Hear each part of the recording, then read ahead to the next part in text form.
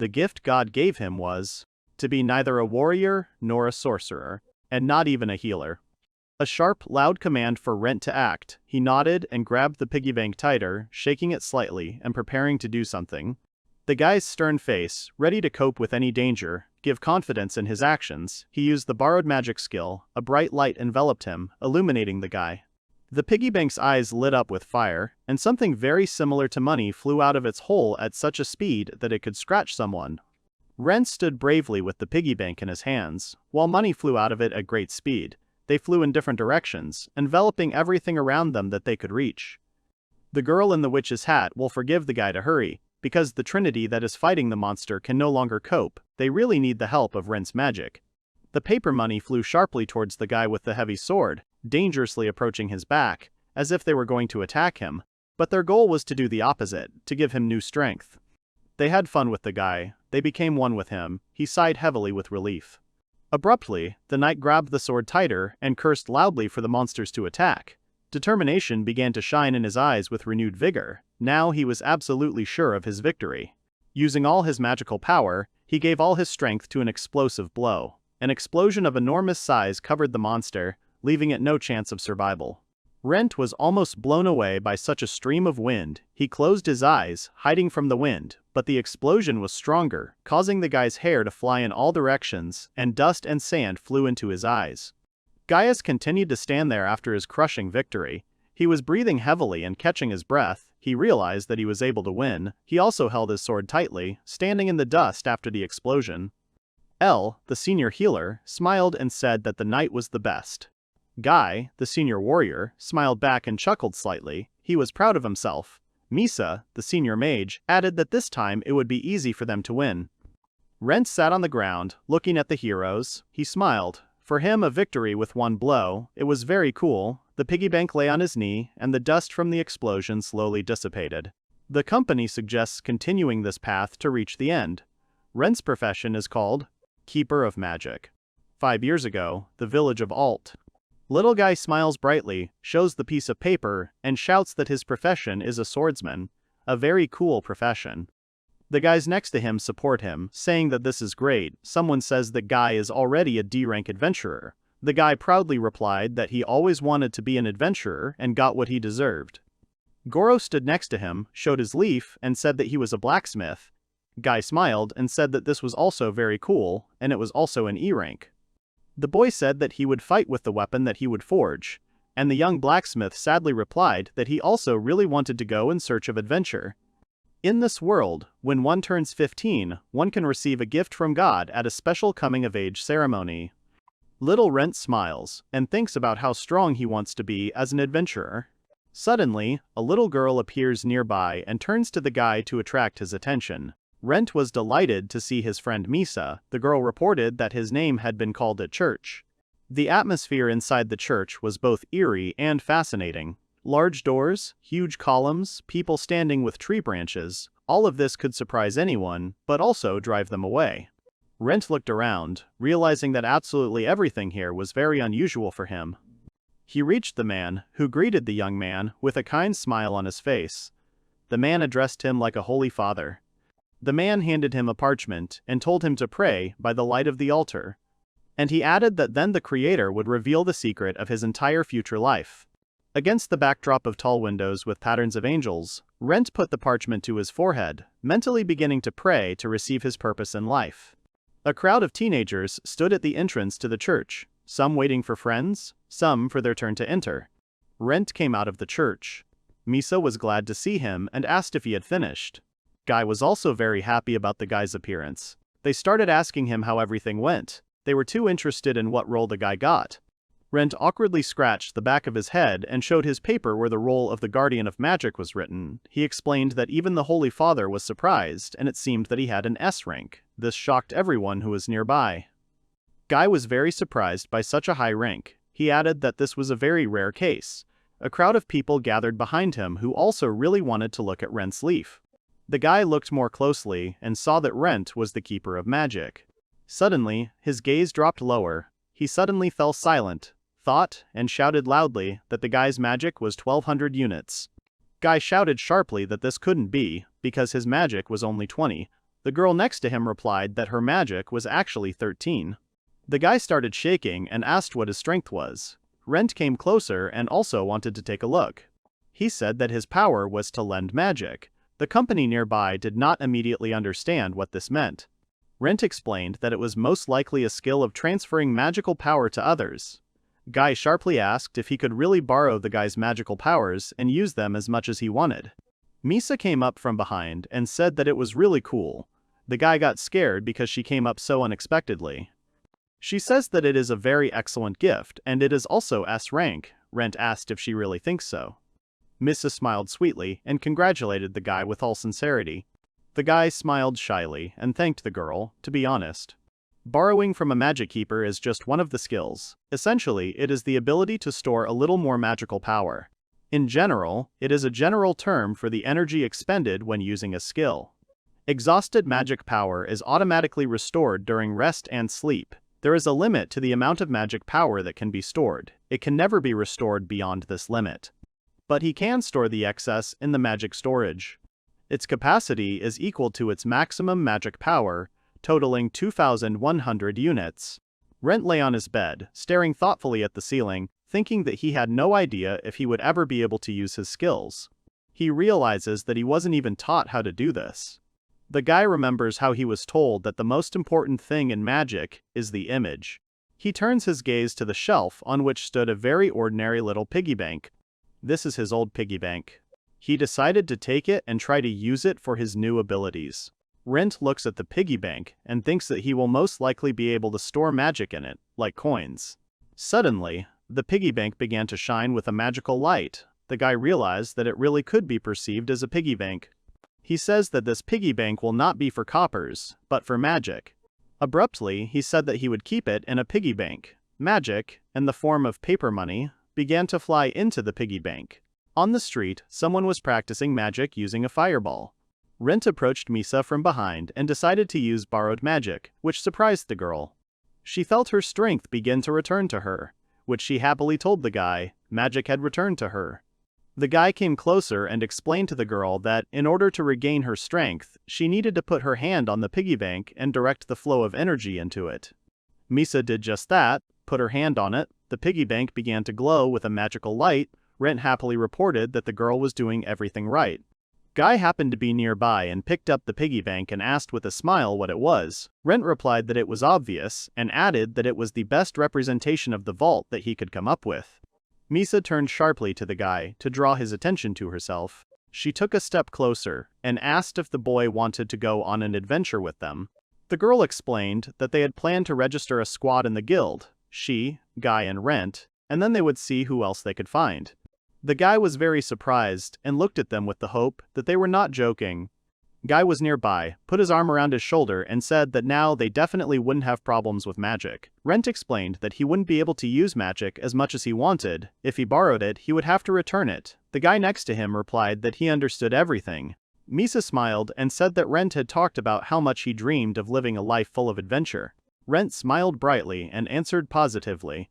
He asked sharply if they had chosen a name for the group. Guy answered confidently that they had chosen everything. The guy proudly raised the sword into the air and said that their name is the Sword of the Boundless Sky, and over time it will turn into a sword that cuts through the sky. Misa put her hand to her forehead and asked if the guy wanted to change his mind. Rent came closer and wanted to confess that for him it was very cool. Guy smiled brighter. The girl definitely didn't like it very much. They also have a healer, L, who will definitely be useful to their team and will be able to help in serious battles by healing their wounds. And so their adventures began. They worked at breakneck speed. Rent bestowed magical powers on everyone. The monsters died one after another thanks to teamwork, and also, the total amount of magical power they possessed was directly dependent on the total amount of units of those in the squad. At a local bar, men were discussing the Sky Boundless Sword Squad. One of them, while drinking a mug of beer, became interested in the topic of the dialogue. The men discussed that this squad had gone from the initial F rank and reached the C squad in just 2 years. They were really nimble. The man was really interested in the Sword of the Boundless Sky. Guy suggests that after such a successful completion of the task, they buy a new uniform for their adventures, Misa smiles brightly and says that it is very comfortable to move in this one. L says that she is also very happy. Rent looked at the team and asked what about him. He was still in the starting gear. Guy rudely replied that he did not need a new uniform, since he did not fight directly. L added that it wouldn't be a bad idea to wash it, because the guy smelled sour. Rent drooped, his gaze became sadder after such phrases in his direction. Compared to these three, its level grows much more slowly. Because his skill has special conditions, he who lends power must take it back. But in his case, he was getting closer to the team and wanted to say that the magic that the team took. Guy interrupted him and turned around abruptly with a stern expression on his face. Rent suddenly became embarrassed and said that he didn't mean anything like that, he just couldn't say it. Back then, when they were equal, they communicated freely and without problems, but now, the whole team talks politely to each other, leaving Rent behind. When you grow up, you look at things differently and at your past beliefs too. Present tense. Elle slams her staff on the ground and shouts a spell to enhance magic. The monster suddenly attacks Misa. She quickly dodges the blow and manages to escape. The girl points her weapon at him, loudly shouting a fire tornado spell.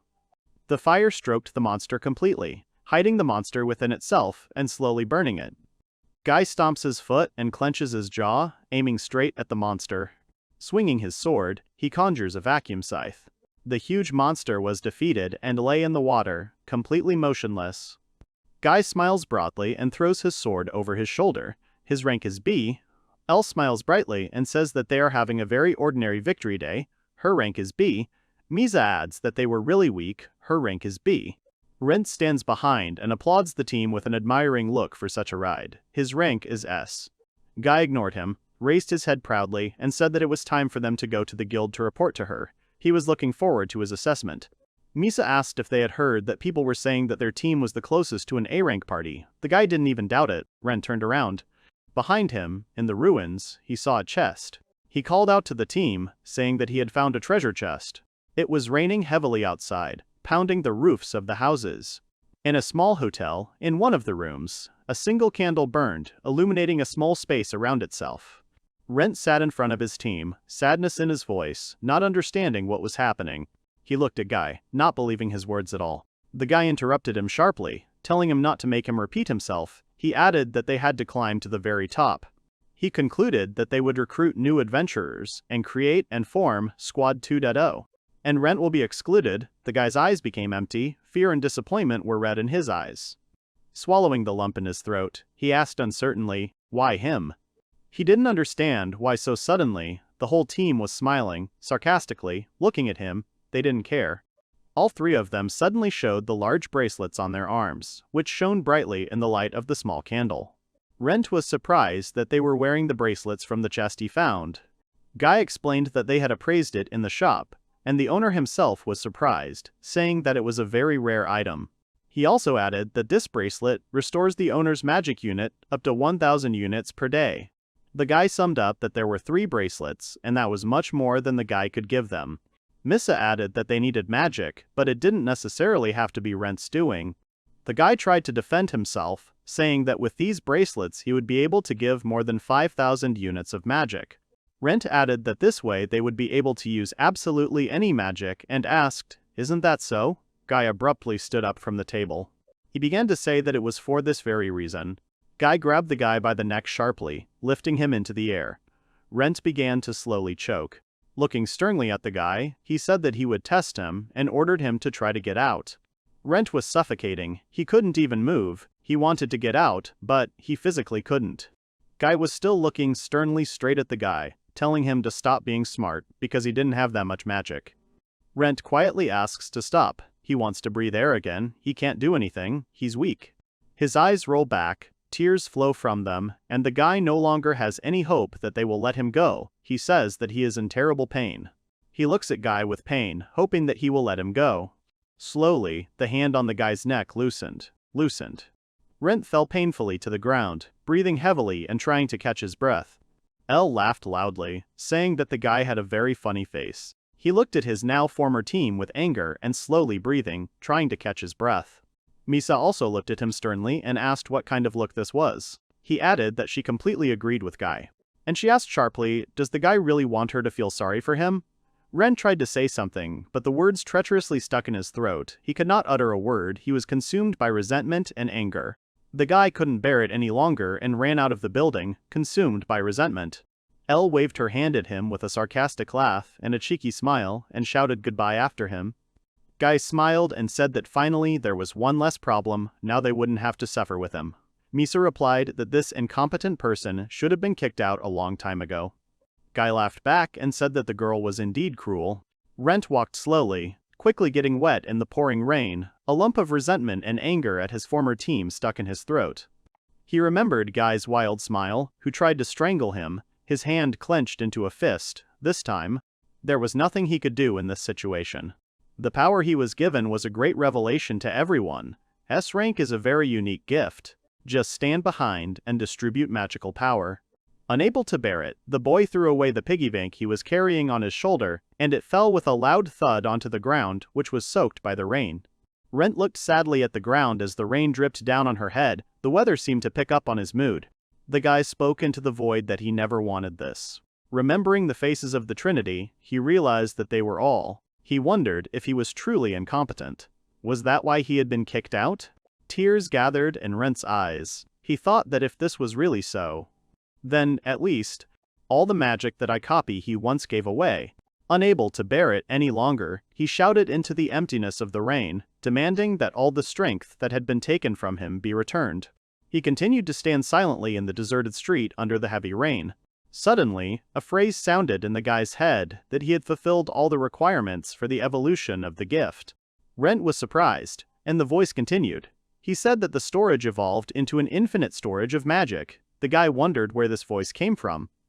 Out of nowhere, a little fairy appeared, calling Rento Sir and congratulating him on his heat evolution. The boy was very surprised by such an unexpected turn of events. The little fairy happily congratulated the boy on the evolution of his gift and called him master. She smiled sweetly and dreamily said that she was very glad to meet him. He called it the most pleasant moment. Suddenly, she came closer and said that she did not expect that she would have to wait 5 whole years after her master came of age. Rent's eyes widened. He pointed his finger at her and said timidly that and he asked loudly if she was a heat fairy. The trap smiled broadly and said that he had guessed correctly. He remembers the village priest telling him that there is a fairy who supports him and has a unique gift. The story turned out to be true. The girl slightly bowed her head and said that she was very pleased to meet you. Her name is the Magical Planner, but the guy can call her Moppy. The fairy smiled sweetly and said that she was looking forward to the opportunity to get to know each other better. Rent thought she was cute and wondered what he should say now. Suddenly, the fairy screamed loudly. She was very surprised by the guy's appearance and asked where he got such a shabby look. He did not immediately understand what was happening. Mappy took out an abacus and began to list: an iron breastplate, a shabby cloth cloak, cloth trousers, and sharply asked, "What kind of sandals are these?" She put the bills up front and said sharply, 1116 coins. That's exactly how much is needed to buy the guy more or less normal equipment. She added that if the guy wants to work, he needs to dress appropriately. Rent realized that she was kind of weird. The guy asked how his gift had evolved. The fairy replied that now was the time to check the parchment. Mappy explained that when a skill evolves, the contents of the parchment are also updated. Rent looked closely at his parchment, and indeed saw the changes. Now his gift was called Infinite Magic Storage. He remembered that his former comrades' skills had also evolved, such as Guy, who was an ordinary swordsman, becoming an advanced swordsman. He noticed that his rank had become SSS and asked if there was anything higher than the regular S rank, to which the fairy giggled mysteriously. She pointed at something and motioned for the guy to look at it. An unknown symbol caught his attention. He asked the fairy what it was. Moppy replied that it was the infinity sign. She picked up his piggy bank and proudly said that now the boy did not have to worry about capacity, because now it could store an infinite amount of magic. Rent did not immediately understand the fairy's words and stood silently looking forward. At that moment, the realization of the whole problem dawned on him and he suddenly understood the meaning of the word infinite. Mappy began to explain that there were 2 conditions for developing an infinite magic storage. First, the boy must have a certain amount of magic power. The girl perked up and said that the second condition was an extremely strong emotion. He had to wish with all his heart to return the debt. Rent remembered how he had just screamed. The girl suddenly said that it was a very simple condition and asked why it took the guy 5 years to do this. Rent shouted sharply that, in reality, everything was not so simple. The fairy smiled sarcastically. He suddenly drooped and said more quietly that he was very scared. The guy began to tell the story that he was very patient. He always tried to act in the interests of his former group. If he demanded the magic back, it always seemed to him that as soon as they got back on their feet, they would definitely return everything. Mira smiled and said that the guy was very kind. This greatly surprised the guy and made him happy. For the first time in a long time, he was praised. The fairy sharply called him a kind local fool and smiled sarcastically. Rent did not like this, and he expressed his displeasure. Empy hugged him by the shoulders and said that it was nothing special and suggested that they see what else was new. The guy turned his gaze back to the parchment and began looking for new changes. He was confused by the number 2678087. He asked the fairy what kind of number it was, because it really was huge. Empy smiled slyly and said that this was the number of magical power that he lent to the team. Rent was surprised by such a huge number. He definitely did not expect to see such a huge number. The fairy clarified that this was for all 5 years. She added that the number below was the amount of magic he needed to collect, 1435,837 units. She added that much could be taken out in a whole year. This was his new forced collection skill. Rant's voice trembled as the realization slowly dawned on him that he could forcibly collect magical energy from debtors. He realized that he could get back all the energy that he had once given away. The fairy smiled slyly, looking at the guy, who definitely liked this idea. The guy only now realized, why did she have such a cruel face? He asked Marie loudly and abruptly how he could use this ability. The fairy tried to calm the boy down. She said that there are certain conditions for activation.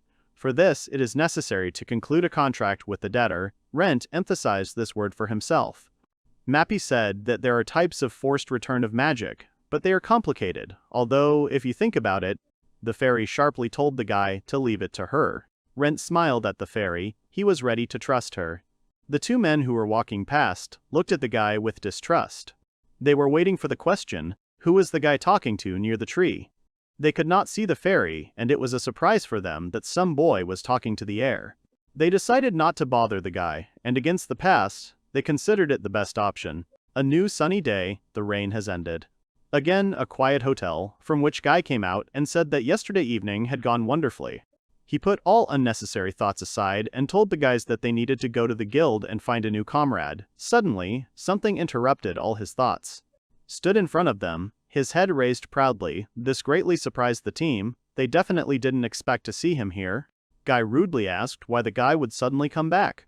Elle smiled, apologized, and reminded that they had already excluded the guy from the group. The swordsman agreed and added that there was no place for him here anymore. Misa said that the guy came just in time. She had some kind of bag in her hands, which she rudely threw to the guy. The bag fell at his feet. The girl said that he could take it. She added that the innkeeper had put in a lot of effort to collect this junk. Misa slowly drawled that they didn't know what to do with all this. Rent abruptly thrust the parchment in front of them. He named the huge number of magical powers that they had borrowed and informed the team about it. Guy didn't immediately understand, but the guy asked if they were ready to return absolutely everything that they had taken over the years. The team didn't like this wording. Misa asked what the guy was planning. Rent rudely ordered them to remain silent. He began to think that everyone has long known that if you borrowed, we need to return all this. Guy's expression conveyed a complete lack of understanding of the whole situation. Rent continued, saying that his gift was not some useless item like a bracelet on his arm. Guy wanted to start the thought by addressing the guy. He suddenly grabbed the guy by the clothes, lifting him off the ground. He looked the guy straight in the eyes and asked if he could really take everything back that easily. He definitely didn't like such rude treatment. Rent was scared. Moppy was flying not far from him. Guy rudely demanded that Rent show more respect to them. Elle giggled sarcastically. Rent tried to find the strength to say something. He really wanted to get his strength back. Guy threw the guy to the ground. Rent began to gulp air and replied that as the team in front of him said. Lying on the ground, he politely asked for all the magic that the team had taken from him to be returned. Guy stepped on his head and told him that they would never do that. He ordered the boy to never appear in front of them again. The girls behind him giggled evilly, looking at the pathetic sight of Rent's defeat. Disheveled and dirty, Rent lies on the ground, exhausted. Guy just walked past and rudely said goodbye to the guy. He turned around abruptly, raised his hand, and said with irony in his voice that they would settle the score another time. Rent continued to lie on the ground. He was hurt again. He slowly gave up sand with his hand from pain, anger, and resentment. He did not want to just leave it like that. He slowly opened his eyes and looked at the backs of his former team, breathing heavily. Suddenly, the Central News Agency spoke up. It reported that the debtor had been identified successfully and the contract had been created. The fairy flew closer and informed her master that now he could use his new skill. Rent stood up from the ground. Anger and resentment were visible in his eyes. He was ready to take the debt back. He activated his new skill, Forced Gathering. Walking slowly forward, the team discussed how annoying the guy was. Elle said that she was very surprised by the guy's attempts to return to them. Guy replied that now, after what he did to the guy, he should not return again. Misa shared the thought that it was worth teaching him a lesson more strongly to make sure it worked. Guy smiled nastily and said that the girl was really cruel. She smiled and turned to Guy. Suddenly, magic in the form of paper money poured out of them, the same one that Rent had once given them. A hell of a huge amount of magical power flew away from the team at great speed. Misa felt something strange for a second. Guy asked her what happened. The girl answered sharply that everything was fine. He assumed that the girl most likely felt Rent's gaze on her. Misa didn't like that. She told him not to talk nonsense, and the whole team laughed merrily. There was a mysterious mark on Misa's neck that was shining, leaving some kind of mark on her. Marie lowered her head slightly and asked him for forgiveness. Rent was surprised and asked what had come over the girl. She said that Guy seemed stronger to her than Rent. The guy didn't like it. The fairy added that it seemed so to her, and Rent called her discontentedly. Marie smiled sharply and said that she was just joking. The guy was not sure, but relaxed a little after her words. Somewhere on the street, magical forces were flying in the form of paper money. They were aiming at a small window at the very top of the house to return to their native piggy bank. Suddenly, paper money in the form of magical power, which the whole team took, began to fly into the piggy bank at great speed. This really scared the guy. He was surprised and asked if it really worked. The fairy replied that the collection was successful and everything was exactly according to the contract. The waitress next to him looked at the guy strangely. Marie continued, saying that from now on, all of their accumulated magical power would automatically be collected into his piggy bank.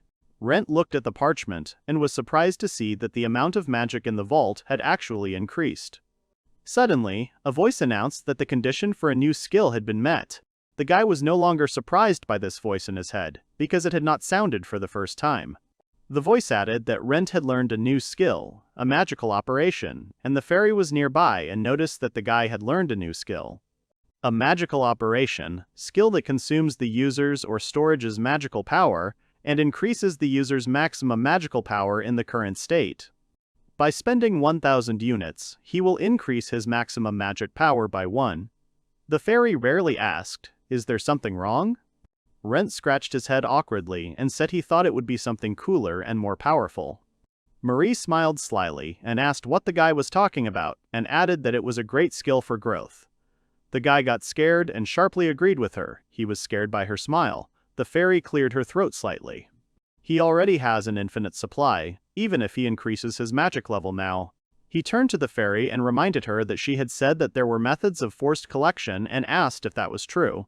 He asked what methods existed. The fairy smiled and said that she would explain in a few words. She began to explain, saying that there were 3 types of forced collection. The first is a one-time method of collecting all the magic at once. The second, payment in installments, is a method in which the number and volume of payments are agreed upon in advance. But the third, the fairy smiled sarcastically and explained that the third method, the method known as the gates to hell, is renewable fees. Rent did not understand anything. The fairy replied that this was the contract they had concluded today.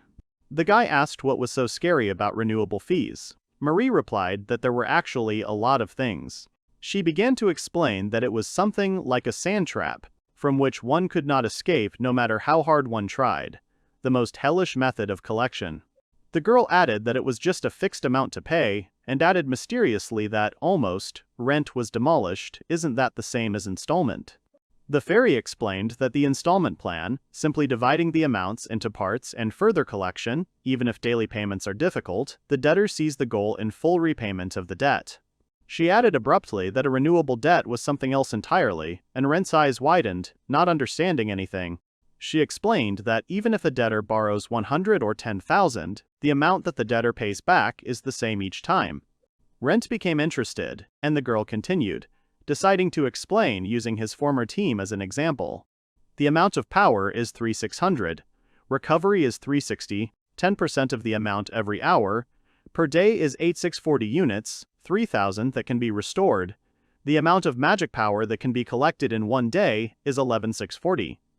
The fairy smiled as she ran her hand over the abacus and said that, on the other hand, the amount that can be obtained is 1435,837 units after the loan, of which 8% for 10 days you can earn 115,000 mister at the end of the year. So, Rent interrupted her sharply and asked if he had to pay any percentage for using his skills.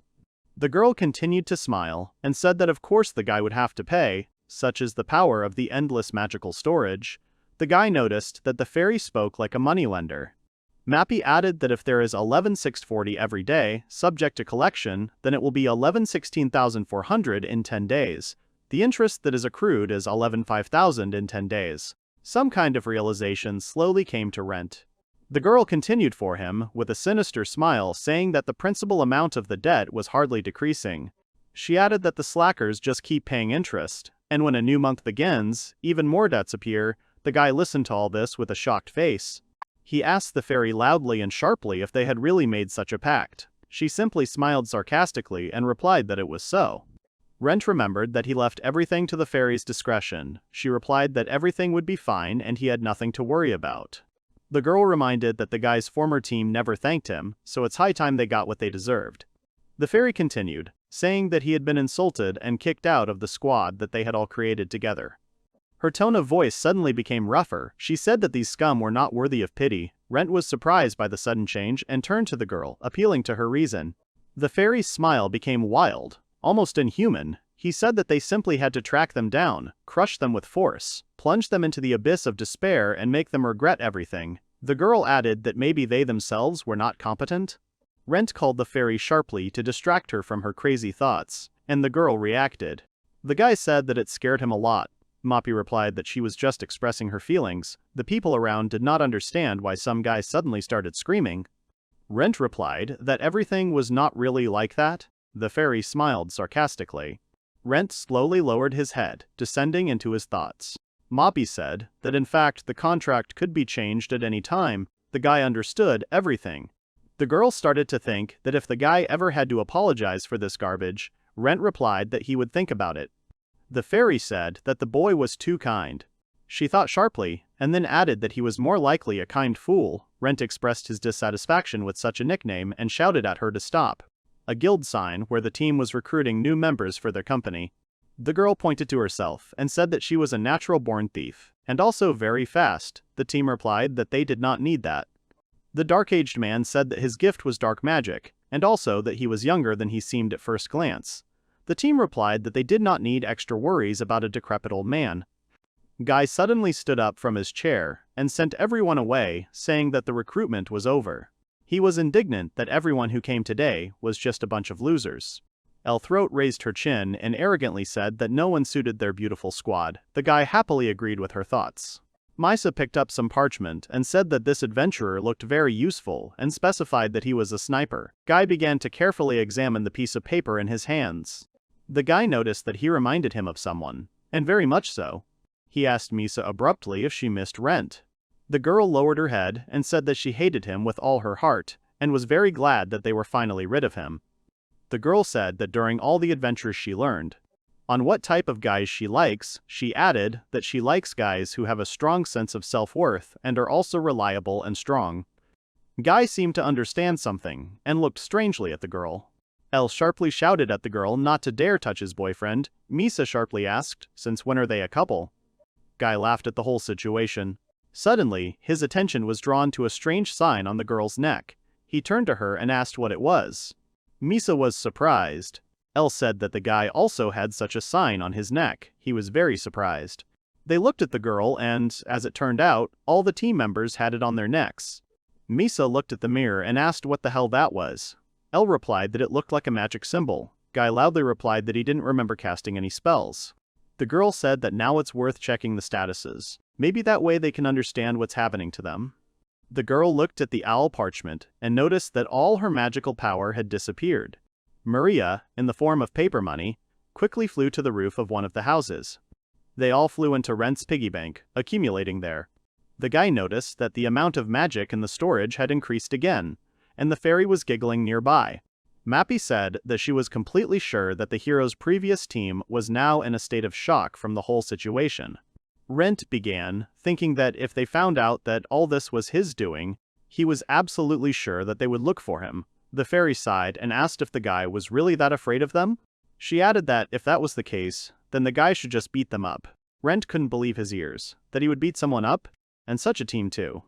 He opened his eyes wide, looked at the fairy, and said that he definitely didn't have enough strength for this. The fairy took the piggy bank and flew up into the air with it, asking the boy if he had learned some new skills, hadn't he? Having given him the piggy bank, she suggested that he use the new powers he had acquired to the fullest extent, starting from that very moment. Rent looked straight into the eyes of his piggy bank, examining it as if he was seeing it for the first time in his life. Slowly, the full understanding of the situation came to him. He asked the fairy if this was the next condition for the evolution of the next gift. Mappy smiled mysteriously, hinting at something. The fairy began to remember that on that day, the soul of the master called to him. She screamed about the miserable days full of pain, prayed for the birth of a new adventurer in this world. She suffered because of a life in which he had to cling to others, but all this is in the past. From now on, he will follow his own path and create his own unique adventures. Mappy told Rent that he was really strong and that he should be more confident in himself. She smiled and added that if he had any problems, she would do everything to support her master. Tears began to accumulate in the guy's eyes. He was very grateful to the fairy for such kind words. He smiled brightly and thanked Mappy with all his heart. The girl asked what his plans were for the future. She clarified that along with managing the collection of magic, she hopes that they will be able to increase the level and so on. Rent was delighted and said that he knew a very good place. She said that on the outskirts of the city of Melba, there is an artificial one created by an ancient sorcerer. Rent said he trained there for some time after the squad was formed. Mappy asked where this city was. The guy replied that it was quite far from where they were now. Even if they went by high-speed carriage, the journey would take about 2 weeks. The fairy started some calculations. Everything was clear to her. She said that, even if the scum started pursuing, it would give them a little time. Mappy suggested going to that city right now. Rent stood up abruptly and resolutely agreed. The fairy began to think that 3 weeks. The girl smiled cruelly and said that in 3 weeks, they would have enough strength to fight the guy's former team. She, in turn, tried very hard to wash off the strange marks that had suddenly appeared on them. A huge carriage with a crowd of people was continuously moving forward somewhere. Rent sat on one of the chairs, closing his eyes and thinking about something of his own. While the guy was sitting, he used the magic operation skill. Rent turned to the fairy, saying that they would only spend 1,000 at first. He increased his maximum MP by 10 points. Suddenly, the system's voice announced that the condition was met. Now when using a magic operation, the restoration of magic power is doubled. The guy was surprised by this, because now his strength grows by as much as 2 times, because usually the recovery is 10%, for him it was very cool. The fairy winked and said that this was still far from the limit, but for now they would use all this very carefully. The guy in front of the carriage said that the cart to Melba was leaving very soon, and that they should hurry. The Heavenly Sword team was in the sorcerer's shop. The man was looking closely at the sign on the girl's neck and trying to find something similar in his book, but nothing came of it. Everything was completely different. The old man asks himself several questions. Maybe this is part of ancient letters? He still can't understand what this sign is, Misa asks impatiently. Does he still not understand what it is? The man replied that although he had been working in this business for over 80 years, he never thought that he would ever come across a sign unknown to him. Guy rudely came closer and loudly asked why he suddenly became so emotional, and demanded that the old man solve their problem as soon as possible. The man quickly began to apologize. He was ashamed. The team set out on an adventure. Guy swung her sword sharply, destroying the monster in front of her. Misa extended her hand, casting a fireball to clear the monster out of the way. Guy touched his cheek, realizing that he had been hit. The stripe from the wound was aching. The guy was surprised by this fact, because usually the monsters did not even have time to touch him. This fact made him very angry. Misa took out a potion, saying that they were lucky. This spell is not unlimited. She added that they will cope if they drink the potion and replenish their magic reserves. In her hands was a magic restoration potion. It cost 10,000 gold. Guy asked how many of these bottles the girls had. She replied that there were about 100 and showed the bag where all the bottles were. The guy was surprised by such a large amount of potion. Misa replied that she paid 500,000 gold for them. Guy replied that they would have to be content with what they had now. Misa replied that the bottles would run out someday and they needed to urgently remove the marks from their cabbage soup. This made the guy angry. For him, it was a real pain in the ass. Putting his hand to the wound again, he asked Elle to help him recover. The girl replied that she couldn't do that because she had no magic left. Guy got very angry. He brought his face close to her and shouted that all her words were nonsense and demanded that she drink the potion and restore her strength. The girl began to protest, saying that it was bitter. The guy ordered her to stop acting like a child and asked if she was completely useless without the magic potion.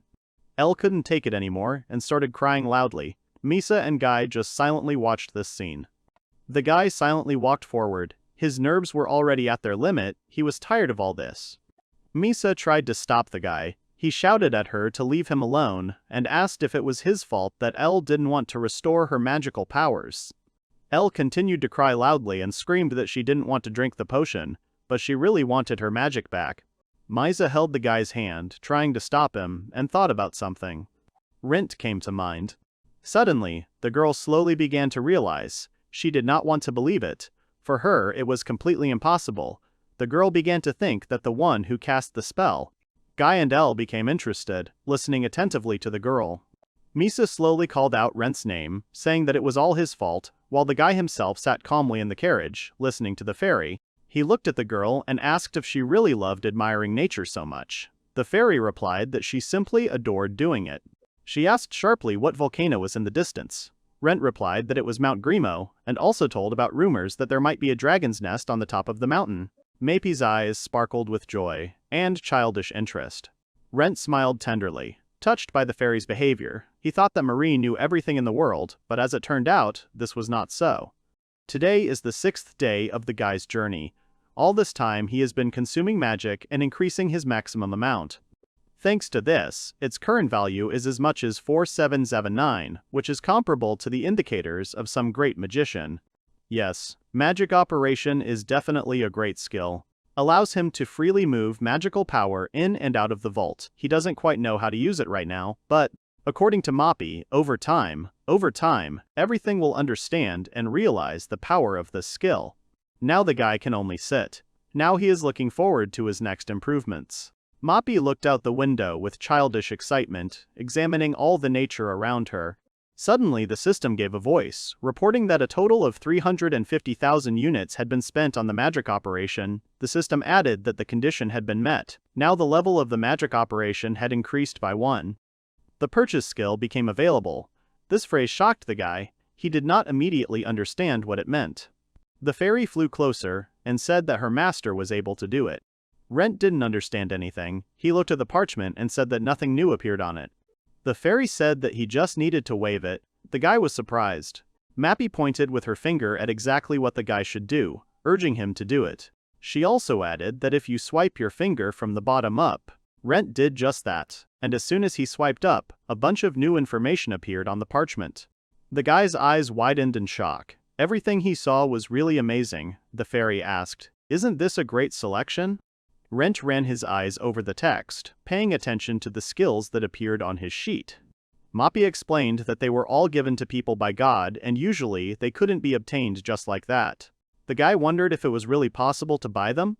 The fairy smiled cruelly, realizing that he had guessed.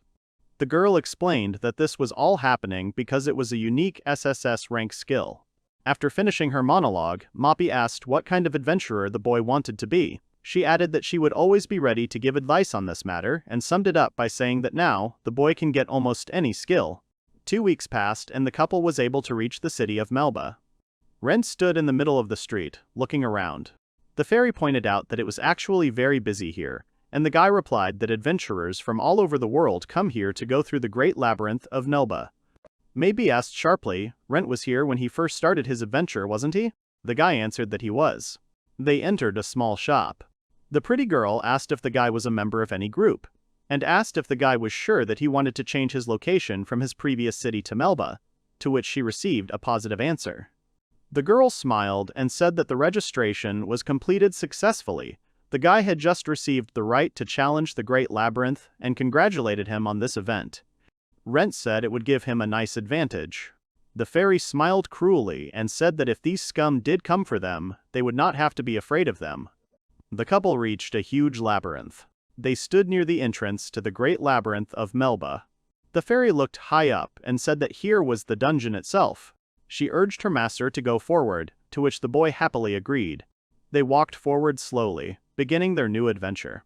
First level, Great Plains, recommended adventurer level F. Empy looks ahead and asks how it happened that they ended up here. The guy replies that this is the Great Labyrinth of Melba. He made the assumption that this space was created by an ancient sorcerer, no one knows for sure. A sound from the grass caught their attention. Several Manitobi rats appeared in front of them, small but fierce, and very fond of human flesh. Rent took out his weapon and turned his attention to the demons that appeared in front of him. For it happened just in time, the guy had a chance to try out his skills. The rats ran forward with quick steps, intending to attack and bite Rent. The guy remembers how Mabi talked about a skill that is very good for close combat, which really interested the guy. Rent took out a small dagger and told the fairy that it was needed for defense, but the guy almost never used it. Mappy replied that everything was wonderful and it was just time to try it out. Rent rushed forward and struck first, wounding the small rat. This is the art of the first level scammer. The cost of using it is 1,000 mister. The boy swung his dagger again, destroying another rat in his path. Finding strength in himself, he destroyed one rat after another. The fairy in the carriage talked about the next type of attack, long-range attacks. Rent made the assumption that he needed magic that he could use easily, quickly, and accurately. He offered the girl one option. The rat decided to right from behind, dangerously opening its mouth and trying to eat the guy alive, but he redirected his hand, preparing to strike. Rent sharply waved his hand and used fireball magic. This is a first-level fire magic. The cost of using it is 1,000 MP. Rent stood with his back straight and was breathing heavily after such an attack. His hand looked like he had slightly burned it. The fairy quickly appeared nearby and loudly admired the guy's abilities. She shouted that the guy was able to master magic very quickly. Rent himself had developed his abilities. Now he was faster, more agile, and also with magic. He said that all this was thanks to Moppy's recommendations. Next to them in the grass lay a not very large object, and it shone strangely in the sun. The fairy noticed that some jokes fell out of the rats. The guy explained that it was a magic stone. Rent continued by saying that when they kill demons in the dungeon, they turn into magic stones comparable to their power. Also, if you take one to the guild, it can be exchanged for money. The fairy's eyes lit up and she asked if it was true. She added that she suddenly became very motivated. Rent turned around, looking at a small group of people who, trying to fight off the rats, were shouting loudly and waving their wounded hands. The girl was screaming that she was running out of medicine for recovery. The guy was screaming for the girl to hurry up, because if they succeeded, they would get good money. Mappy giggled and called them just ordinary newbies. Rent replied that they were like that too. The guy remembers that before, he was always behind and gave magical power to the squad. The fairy smiled and looked closely at the rats. They noticed her and quickly headed in their direction, which the girl immediately informed the guy about. Rent, without a shadow of fear in his eyes, raised his dagger and destroyed the rats. Now, for him, everything will be completely different. His heart is beating like crazy. He had never felt anything like this before. The guy sits on a rock, looking at his feet. He thrust his hand forward and suddenly used healing magic. First level recovery magic, cost 1000 MP to use. Moppy happily flew nearby, and said that at this rate they would be able to reach the next level very soon, to which the guy agreed. He suddenly smiled brightly, and told the fairy that he would very much like to stay here longer and test himself better. Moppy smiled widely in response, and said that it was a very cool idea. Rent and Misa sit sweetly in the cart and slowly drive somewhere. The guy suddenly turns to the girl and asks if she remembers his dream of adventure. Misa smiled brightly and replied that of course she remembered. Suddenly, the girl put her hand on top of his and said that she always thought about the guy, to which he blushed. She added that, when she became an adventurer, she decided she wanted to be with him. Misa's face suddenly hardened, and in a rough tone of voice, she said that the guy was actually absolutely useless. Rent jumped out of bed abruptly. He was breathing heavily. The fairy lay nearby, and quietly moped, he wondered, was it really a dream? The next day, the team headed to the next level. Melba's Great Labyrinth, Level 2, Grey Goblin C, Recommended Adventurer, Level E. Rent carefully walked forward through the trees, realizing how thick the undergrowth was here. Putting his finger on his chin, he used the first level presence detection skill. The cost of using it was 5,000 MP. Rent says there are most likely goblins ahead, and his feeling is that it is a whole colony. The guy understands that fighting them one by one is not so difficult because they are weak, but most often they attack in a group, which is why it becomes a problem. The fairy flies nearby and laughs maliciously. She believes that it is time to put the guy's new skills to good use. The guy agreed, realizing that she was right and it was time to become stronger. Rent uses the first level signal blocking skill. The cost of using it is 5,000 MP. With one blow, the guy destroyed one goblin and just as quickly took out the second one. A small goblin village where every dreamer found a job and did his own thing. I picked up Rent from the bushes nearby, near the village. Slowly lifting the piggy bank, he used the skill to release magical energy. The goblins noticed the guy and looked at him for a while, waiting for further action, but suddenly they could not restrain themselves and opened their mouths to attack the guy. Paper money of magical energy slowly fell to the ground, simultaneously burning in the air before reaching the ground. Frowning, Rent put his hand forward and used his power to create several magical fireballs. The balls accurately hit every goblin in their path, destroying them. Clouds of smoke rose up, revealing what was going on inside the goblin village. Rent looked straight ahead, realizing that he could now cast spells consistently, and he liked it. The expenditure of magical power is actually a very big burden on the body. The fairy asked her master and asked if he could run for a very long time, to which the guy answered negatively, saying that he could not stand it. Mappy explained that it also works with magic. It is impossible to use magic continuously. The fairy added that if you use the release of magical energy, you can wrap the magical power around your body and release it later. Mappy explained that you can use the same spell in a row, but now you can release several at once. Rent walked forward slowly, looking around, trying to figure out if he had succeeded. Suddenly, a huge figure of a goblin appeared in front of the guy. It was the goblin chieftain, the leader of the colony. Rent fired several more fire projectiles, which exploded as they reached the goblin's body. He burned, leaving behind only ashes. The fairy began to scream loudly that everything worked out, while the guy laughed nervously. The girl shouted that he was able to conquer an entire colony of goblins single-handedly. Rent smiled and replied that he was not alone, saying that the fairy was nearby. Mappy laughed awkwardly and said that it was very sweet of him. The fairy became determined and raised her fist in the air, saying that they needed to continue in the same spirit. The couple entered the guild. A pretty girl stood next to the scales and said that now they would weigh the stones that were left behind by the goblins. There were 1341 of them in total. She added that this was 134,100 gold. The girl continued, for the leader of the goblins, the guy will receive 10,500 gold. Other materials that the guy was able to collect during the adventure, it will be 42,000 gold. The girl was preparing to name the entire amount that the guy will receive. In the end, it came out to 18,600 gold. The girl put a huge bag in front of the guy. This shocked the guy greatly, and the fairy's eyes lit up from such a large amount. Night fell on the city. A guy and his companion were relaxing in a small hotel. The fairy ate her fried squid very actively. She was very happy with her hearty lunch. Rent shared that thanks to their combined efforts, the boy's adventurer rank had risen from E to D, and he understood that if he continued to use the skills he had acquired, he could become even stronger.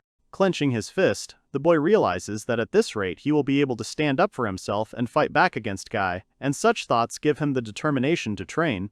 The fairy smiled proudly and replied that since the guy had transferred to another city, now the former team would not find him anytime soon. It was only a matter of time before they found out about the contract and would run to look for them. Mappy said they needed to accumulate another 150,000 units. She added that in this case, they will be able to buy new skills and then they will not have to be afraid. Rent was upset, saying that 150,000 units was a lot and they would have to go a long way to such a high amount. The fairy replied that they would definitely cope and there was nothing to worry about. She folded her hands in a prayerful gesture and thanked the boy for the food. Rent asked if the girl wanted anything else. The fairy asked if there was anything else tasty. The guy smiled and replied that the girl could eat as much as she wanted. He wanted to thank her for everything she had done for him. Muppy smiled and said that this time, she needed his magical power. The guy was surprised and asked again, to which he quickly received the correct answer. The fairy replied that for her, magical power is the best delicacy. For her, it is pure nectar. Rent was surprised again and said that she should have told him about her abilities earlier, to which the fairy was indignant, and said that becoming a master was much more important. The guy asked how much she wanted. Mappy smiled and was surprised that he agreed and asked for 100. Rent took the piggy bank in his hands and asked how to do it correctly, and suggested that through some special skill. The fairy pursed her lips strangely, which surprised the guy. The girl said that direct contact was needed. Rent did not immediately understand, but the fairy added that this was the best and fastest way. The guy only had to agree and pout in response. Placing Mappy on his palm, he gently touched her lips. Breaking the kiss, the fairy blissfully fell into the guy's arms. She looked full and happy. Rent asked how the fairy was feeling. Marie looked very happy and replied that everything was fine with her. The guy thought about it and realized that this was his very first kiss. Again a cart, with several people sitting inside. Young Misa smiles and says that Rent's mom has the best and most special skill. She added that she always knew the boy was destined for a life of adventure, and Rent smiled and said that Guy had told him the same thing. The guy himself was sleeping behind them on the hay. The girl clarified that he had received the swordsman's skill. She called this skill ordinary and added that D-rank heats were not that rare. Misa smiled and asked Rent if they could travel together now. The guy smiled and answered positively, adding the thought that they simply had to create a lot of new stories. The girl blushed sharply and looked at Rent with different eyes. She said that all this was very good and asked if they could be together in another way. Rent blushed deeply, surprised by such a proposal from the girl. It surprised him so much that for a couple of seconds he lost the power of speech and could not immediately squeeze out even a word. He only managed to squeeze out the girl's name. Making cute eyes, the girl asked if the guy loved her, to which he responded with an uncertain and very shy yes. His eyes darted around, and his cheeks turned even redder. Misa wanted to make the first move. Taking a breath, she pouted her lips and began to bring her face as close as possible. It was slow, but after a couple of seconds, her lips were dangerously close to Rent's lips. Suddenly, instead of warm lips, the guy felt something cold, opening his eyes. He realized that instead of a warm kiss from a girl, he received a kiss from an apple. Rent was clearly very unhappy with this, which he immediately told her in the form of a frightened cry. Misa laughed and began to apologize to the guy for such a stupid joke. The girl smiled tenderly, apologized again, and explained that she was not ready for any serious relationship yet. For her, this idea was stupid, so she wanted to joke. Rent awkwardly scratched the back of his head, saying that now he understood everything for sure. His smile was awkward, because they had made a stupid joke about him, but he didn't hold a grudge. He didn't see the point in it. Suddenly, from behind, Guy's cries were heard. He was unhappy with the noise outside. Rent turned his attention to him. He was slightly surprised that he woke up abruptly, and Misa said that they could sleep a little more, because the city was far away. Rent remembered all this with a heavy pain in his heart. They were very close people, but he was betrayed and exchanged for some bracelets. He is ready to take revenge to the end. Anger, despair, a sense of loss. These were the feelings that consumed the guy, making him think about his revenge and adding determination to get all his strength back with interest. If he hadn't met Mappy, how could his life have turned out? He could have stayed on the street, in that very rain, and literally become the trash of society, unwanted and abandoned. He adjusted the blanket over her small body so that she would be warm all night. Looking at the fairy, he experienced a strange feeling, not like love or deep affection. He himself did not fully understand what exactly he felt for this little cruel girl. But just looking at her, his soul becomes warm and calm. He feels alive again. Her presence calmed him and warmed his soul, making it clear that he is not alone. He realizes that he feels happy. Taking his blanket, he quietly covers himself and also quietly says goodnight to the sleeping fairy next to him while the stars light up brightly over the city. Adventurers Guild. The girl behind the counter smiles a mechanical smile, and says that, as he said earlier, Mr. Rent is somewhere in this city. Guy shouts that this can't be because they had already been looking for the guy for several days. The girl replied that she was sorry to hear this. The guy started swearing at her again, asking who she thought he was. Misa came closer and said, "Guy, calm down, now they definitely don't need any extra conflicts." Sitting somewhere in her house, Misa tried to understand how much of their strength was being spent. On the parchment it was written that the borrowed magic of the squad was 2600-7878. The girl says that she knew it. The girl emphasizes that compared to yesterday, the amount of magic has decreased. Guy cursed at the guy, realizing that he continues to steal their magic. Misa looks at the parchment and realizes that she hadn't noticed all of this until now. She hadn't kept track of the amount of magic power they used, but she still finds it all strange. She explained that their squad, bracelets, and overall magic power from natural recovery. The girl concluded that reducing the amount of borrowed magic is too little. Guy stood up and asked what she meant. Misa replied that she herself did not fully understand the whole situation. Elle asked how much longer they would have to rely on these potions. She found them very bitter, and they were not cheap. Misa stood up from her chair and replied that they would have to be patient for now. She calculated that if each of them drank 45 bottles to replenish their strength, then the loss of magic would be 0. Elle began to loudly complain, saying that she didn't want to drink it anymore, and asked him to drink it all instead of her. Guy got angry and asked what kind of nonsense she was talking about. Misa, on the contrary, became interested in the girl's phrase. Adventurers Guild. The middle-aged man that the Heavenly Sword team had once addressed sat and smoked quietly. While he was quietly spending his time alone, Misa called out to him sharply. The girls showed up in very revealing outfits and asked their grandfather if he remembered them. The man assumed that they were from that squad. Misa was glad that he remembered them. The girls suddenly stood on either side of him and added in a gentle voice that they really needed his help, that they needed him.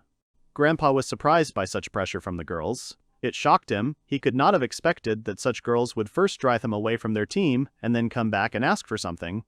At the next table, behind the whole picture, Guy was sitting. His expression on his face betrayed all his displeasure. He remembered how Misa had built the whole plan. According to her idea, Maria, who took away magic, stole only a certain amount.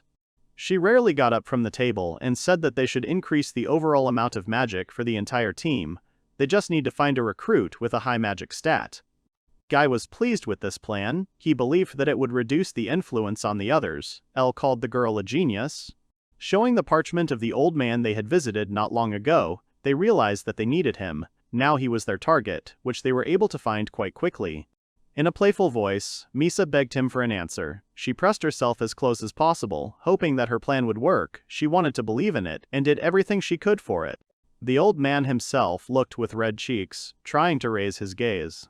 Suddenly, a small group of adventurers approached from behind, turning to the old man, who was glad that the team had finally appeared. The guy asked who the girls were next to which the old man replied that they were nobody, and just wanted to ask something. Misa asked sharply if he was no longer free. The man replied that it was not quite so. The old man shared that the entire guild already knew that the Heavenly Sword team was under a strange curse. His voice sounded mocking, showing with his appearance what level the team was now at. He apologized and said that he definitely wasn't going to get involved with people like that. For him, it was the same as taking their curse upon himself, but he definitely didn't need it. No one needs rumors. Misa began to loudly complain. Elle tried to calm her down. Guy clenched his teeth in anger. They were humiliated more than they had ever been humiliated. They couldn't believe their ears. They wanted to break something. The guy's attention was drawn to the conversation behind him. The girl who was not accepted into this team mockingly said to look at this, because they themselves did not accept her, and now they are begging. She concluded that the team should not have acted so arrogantly. The man next to them suggested that they must have really pissed someone off and were now cursed. The girl sighed and said that she liked them initially, but the man replied that their time had already passed. They both didn't care about the fate of the team because it was their own fault. Guy came dangerously close from behind and asked rudely if he was talking about them. Anger was boiling in his blood. In every movement, in every word, he was ready to shut them up with a blow to the table. Grabbing the man by his clothes, he cursed and started shouting loudly. Why did he stop talking nonsense? And asked sharply, is it their time that's gone? L tried to stop him too. Suddenly, the administrator addressed the Boundless Sky Sword squad. The girl said that she had processed their question, and now she knew the location of Mr. Rent. Misa and Guy suddenly ran towards her, rudely asking where he was. The girl replied that Mr. Rent was stationed in Melba. The girl was very surprised that the guy went to the city of the Great Labyrinth. Misa wonders how he got so far away. Guy just dropped his jaw and said he didn't care. He wanted to find him and destroy him with his own hands. His eyes were seething with anger and a desire to destroy everything he met on his way, and he dreamed of the guy catching his eye. Guy emerged from the bushes after his journey. The fairy shouted sharply that they had managed to find the entrance to the 3rd level. Rent says that further on the monsters become much stronger and more dangerous, so he will have to sweat much more than usual. Level 3, Wraith Cave, Recommended Adventurer, Rank D. Marie shared that she felt the presence of a trap here, because the rune dimly lit its passages. The girl suddenly perked up. She liked the gloomy air here. Finally she felt something similar to a classic dungeon. Rent was embarrassed by such behavior. But suddenly he supported her idea, and also began to enjoy this view of the dungeon. He shared that even his heart began to beat faster. The fairy said that she felt the same. Having managed to dodge the attack at the last moment, the protagonist uses the dagger for a quick attack, and hits the skeleton's core right away. It was sudden, but the enemy was defeated. Rent assumed that the monsters that appeared on this level of the dungeon attacked, based on sound. Then the fairy suggested an idea. They could talk mentally. The boy was terribly surprised by the voice in his head. Mappy calmed him down and explained that he could do that too. He tried to address her, and the fairy replied that she could hear him. Then the guardian remarked with offense that she should have told him about such an ability during the trip. Mappy only laughed and apologized for this. As the team progressed further and further onto floor, the fairy rejoiced because the level was much cooler than the previous ones. The caves are quite confusing, so the guy needs to be careful not to be attacked from blind spots. For this, Rent used the spell, Detect Presence. While looking at the results, he saw adventurers nearby fighting a monster, so he decided to study the monster better. In a short moment, the main character ran, which caused confusion in his companion, who immediately wanted to know what happened. Rent assumed that they were irregulars. The fairy didn't understand, so the guy explained. They were strong enemies that didn't fit into the dungeon's difficulty level. In rare cases, demons from deeper floors would appear on the upper floors. That was the monster the boy was heading for. Mappy guessed that her master wanted to join in and help the poor guys. He only apologized for his soft-heartedness. But the magical planner wasn't worried. She sensed the benefit of this situation. Rent ran into some strangers from around the corner, to which the warrior shouted out, "What is he running around here for?" The guy started apologizing. Watching the squabble, the magician hurried his friend and the healer supported him in this. The girl was indignant that they were running away like that. But the warrior was sure that it was better this way than to die. The magician could only add that they would have luck elsewhere. Watching the strangers go, the fairy asked Rent if these were the adventurers who had been attacked. The keeper was sure that these were not the same ones, but they had also spotted an irregular. He was more worried that someone had obviously stayed behind. Mappy guessed that someone had failed to escape. Then the guy hurried on, but there was a dead end further on. But after a closer inspection, it became clear that the wall was made of a material different from the surrounding walls. It was made of magic. When he touched it, the guy felt that it was warm, which meant that it had been created recently. This obstacle was created by a team of adventurers that the protagonist accidentally stumbled upon. Rent realized this and asked his companion to move away, after which he used a fireball and destroyed the wall. After the dust settled, a monster, or rather a four-armed skeleton, appeared before the main character. But before the guy could come to his senses, the fairy pointed him to the exhausted warrior. The girl was not going to give up, and screamed with all her might, calling on the monster to attack. While the girl was fighting another monster, the man insistently recommended moving faster. She listened to him, and apologized for her mistake. The mage used healing magic on the guy. He jokingly noted that it took a long time, to which the mage just waved it off. The team was planning to break through to the 3rd level today. The mage didn't mind, because he had enough magic for now, as long as they didn't run into a whole horde of creatures. The girl, having gathered her strength, asked to be treated as well, but her companions were not going to waste magic on a scratch. The other girl didn't see much value in Rinka and only coldly encouraged the girl. The warrior apologized dejectedly. The team blamed Rinka for the fact that they were still in rank D only because of her and asked her not to interfere in the battles. The girl apologized again. But her apologies only angered her companion, because, instead of apologies, you can try harder. Suddenly, something scared the guys. The mage didn't know what kind of monster was in front of him, and he doubtfully assumed that it was the boss on the 3rd level, but his friend quickly guessed that it was an irregular. The man called out to the girl, but she was not going to back down, because she did not want to let her team down this time. He agreed with her in a strange way, and added that she should be really useful for the last time. Rinka decided to ask the man again, as she did not understand what he meant. While fighting the monster, the girl did not immediately notice that her team was retreating. At the moment when the wall was created, the man hurried his friends, as it was time to leave. Only managing to block the enemy's attacks, Rinka couldn't believe that they decided to wall her up along with the boss. Pushing aside the thought that she had been abandoned, the girl convinced herself that she was simply buying them time, in which case her team would be able to escape safely. Remembering that she was considered by her team to be the weak link that prevented them from becoming stronger, Rinka was going to fight to the end. The warrior was ready to attack, but her sword could not withstand such attacks. Her consciousness refused to accept the death that was already close. At the very last moment, an explosion thundered, knocking the skeleton off his feet. The fairy began to tease the monster and wanted to know if he liked the fireball. Without thinking twice, the guy asked if the girl was okay and offered to treat her, but Rinka noticed some movement and abruptly informed the rescuer that the skeleton was still alive. The main character understood that the skeleton was not so simple, so he had only one option left. Rent used a fireball to stun the enemy, then noticed the core. He decided to use his dagger to attack, but did not have time to cast a spell. Mappy was worried about the master, but he assured her that everything was relatively fine. The monster rushed towards Rent with a roar, but the boy found the enemy's weak spot and was going to finish him off with one blow. The protagonist used the spell, Magic Operation, and was ready to destroy the enemy. Rent used a fireball on the monster at 20 times its size. The 4-armed skeleton could not withstand the main character's attack and finally lost. The people at the market were discussing the arrival of the A-rank squad meteor shower in Melba and deciding whether to go or not. At this time, Roger, a member of the meteor shower squad, was signing autographs. A man came up to him and asked him to sign his shirt, which surprised the adventurer. But the fan was going to make the shirt his talisman for his travels, and the man agreed. At that moment, Roger was called out. Comet, a member of the meteor shower squad, threatened that if the man did not eat his rice, she would take it away. The adventurer asked him to wait and assured him that he would finish soon. But the girl was not going to wait for it to dry. Nymeria, a member of the meteor shower squad, coquettishly remarked that Roger was as popular as ever.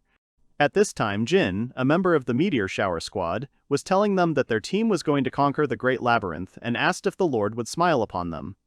The men supported Jin, and someone even bet on their success. But the adventurer protested, because this was not a bet for money. In parallel to the noisy conversations, Fuga, a member of the meteor shower squad, sat and drank his tea in silence. Suddenly, a team ran out of the labyrinth, reporting trouble. An irregular appeared in the Great Labyrinth on the 3rd floor. The man described it as a skeleton with 2 pairs of arms. Roger immediately realized that he was talking about a 4-armed skeleton. A worried girl ran up to the adventurers, asking if everyone was safe and where they met him. She promised that a strike team would be sent there immediately. The trio assured that she was safe, but not their friend. The man said that Rinka decided to distract him and gave them a chance to escape. The girl couldn't believe what she heard. Afterwards, she tried to clarify whether their companion had died, but the man, realizing what she was trying to ask, dejectedly confirmed that most likely she was no longer alive. The girl, hearing his doubts, turned sharply to her colleague and asked her to check the labyrinth for signs of life. The colleague immediately began searching, asking for the name of the victim. The girl's companions remembered her sadly, because Rinka did not wish harm to anyone.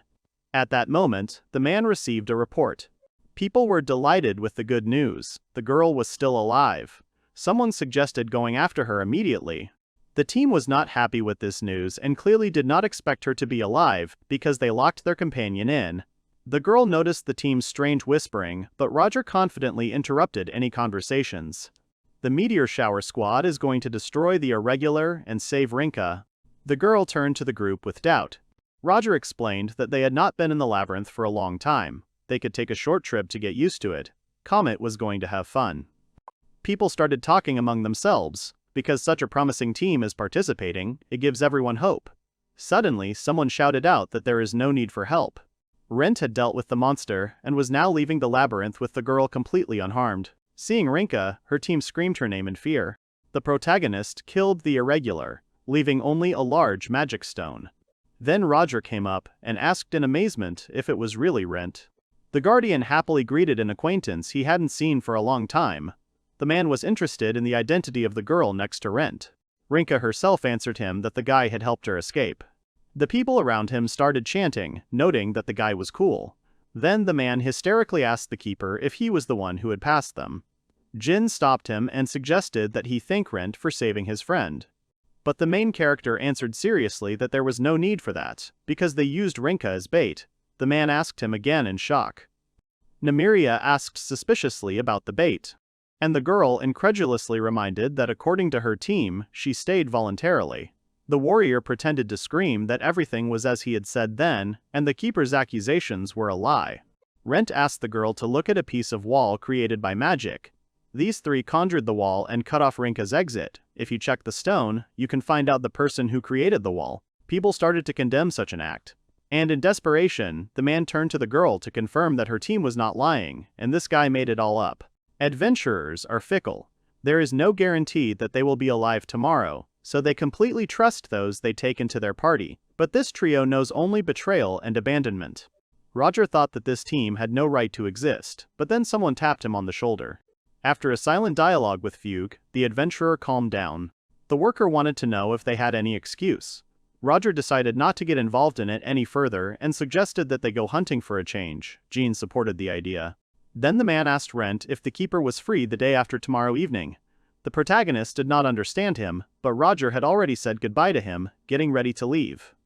Nymeria said goodbye until the next meeting. Jin praised him for his excellent work, and Comet brazenly pushed him out of the way, thinking that the keeper was standing in the passage. Fuga silently apologized for the girl's behavior, but the guy was not offended. Looking at them, Mappi stated that they were a noisy company. Rent, laughing, did not argue with her. After all, this was the Meteor Shower Squad. The girl called Rinka and Rent to answer questions about the situation. After the entire procedure, the worker thanked them for their cooperation.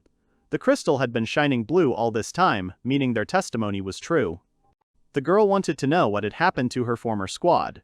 They were being interrogated in a separate room at the time. For such behavior and for falsely reporting to the guild, they faced serious prison terms. Also, a lifetime exclusion from adventurers. They will be forced to work in the mines for a long time. Rinka tried to make sense of it all, but simply said that she understood. The girl thanked Rent again for his help. The guy wondered what she would do now, but she had no plans, because the team had disbanded on its own.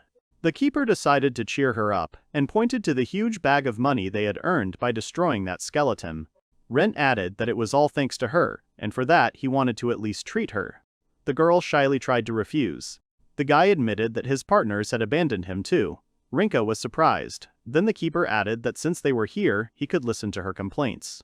After they sat down in the tavern, the girl told him that she had been dumped for the 7th time. The main character found it hard to believe such a large number. She decided to honestly admit that her heart was breaking not from rejections, but from something completely different. Rinka received the gift, the Path of Asura, which did not help her leave the battlefield. The guy was more surprised by the rarity of the gift because it was unique. The girl flatly stated that these were just words. She considered herself weak because she could not cope with her own sword, but the gift still made her fight. Her destiny is to fight until the death. But the boy also suffered with his gift. His former partners left when Rent became useless to them. The guardian hated himself for his weakness. But the gift could also save him. It is called Infinite Magic Storage. It is the same unique skill as Rinka's. The girl thought about his words. She wondered if she could one day become as confident. Rent suggested that Rinka form a team. She was surprised by his suggestion, and he added that his gift is to support others, which means they will work well together. The girl remembered all the mockery, and especially clearly, the words of her last command. After which, she apologized for refusing. Working with her would only slow down the keeper. It would be better for her to work alone. Seeing an unprecedented creature in front of her, the girl became frightened and screamed that there were relics. Mappy greeted Rinka and introduced herself, explaining that she was helping Mr. Rent while the boy recovered from the shock of the sudden scream. The girl was still surprised that she saw a fairy. Mappy apologized for scaring the girl. Initially, she was only visible to the Guardian of Magic, but thanks to his development of abilities, she can now show herself to anyone she wishes. Rinka had nothing to worry about. Rent would never judge her because the girl was a great investment. Rinka was scared, not understanding what Mappy's words meant. The main character indignantly wanted to know what his friend was talking about, but she calmly stated that it was a compliment. Then Rent thought about it. If Rinka works with the guy, she will become stronger. If so, then Rent will grow too. Mutual benefit is the very essence of the gift of the Keeper of Magic. The girl hesitantly asked if she really would become stronger. He answered with a confident yes. Seeing that Rinka still didn't believe him, the Keeper suggested trying this scheme for just one day. Remembering everything Rent had done before, the girl decided to believe him. After all, he had saved her then. At least she would try her best. Afterwards, they went to the guild together and approached the administrator. The company registered its unit, calling it Double Deviation. The seller gave 20 restorative potions after payment, after which he turned to Misa, reluctantly warning, "The effect of this potion is that it lends magic forward, so to speak. If you use it too often, then problems will start one day." The magician was unhappy that the seller was lecturing her, saying that he didn't use it often. She chuckled and walked away proudly, while the man wearily realized that this happened every time. The express wagon to Melba was about to leave. The men in it recognized the party at the very end as the two-headed silver wolf. Knowing that a B-rank squad was traveling with them, the people were confident in their safety. At that moment, another team approached them, and Guy insistently asked them to switch places with Destra and Sinistra, members of the two-headed silver wolf squad.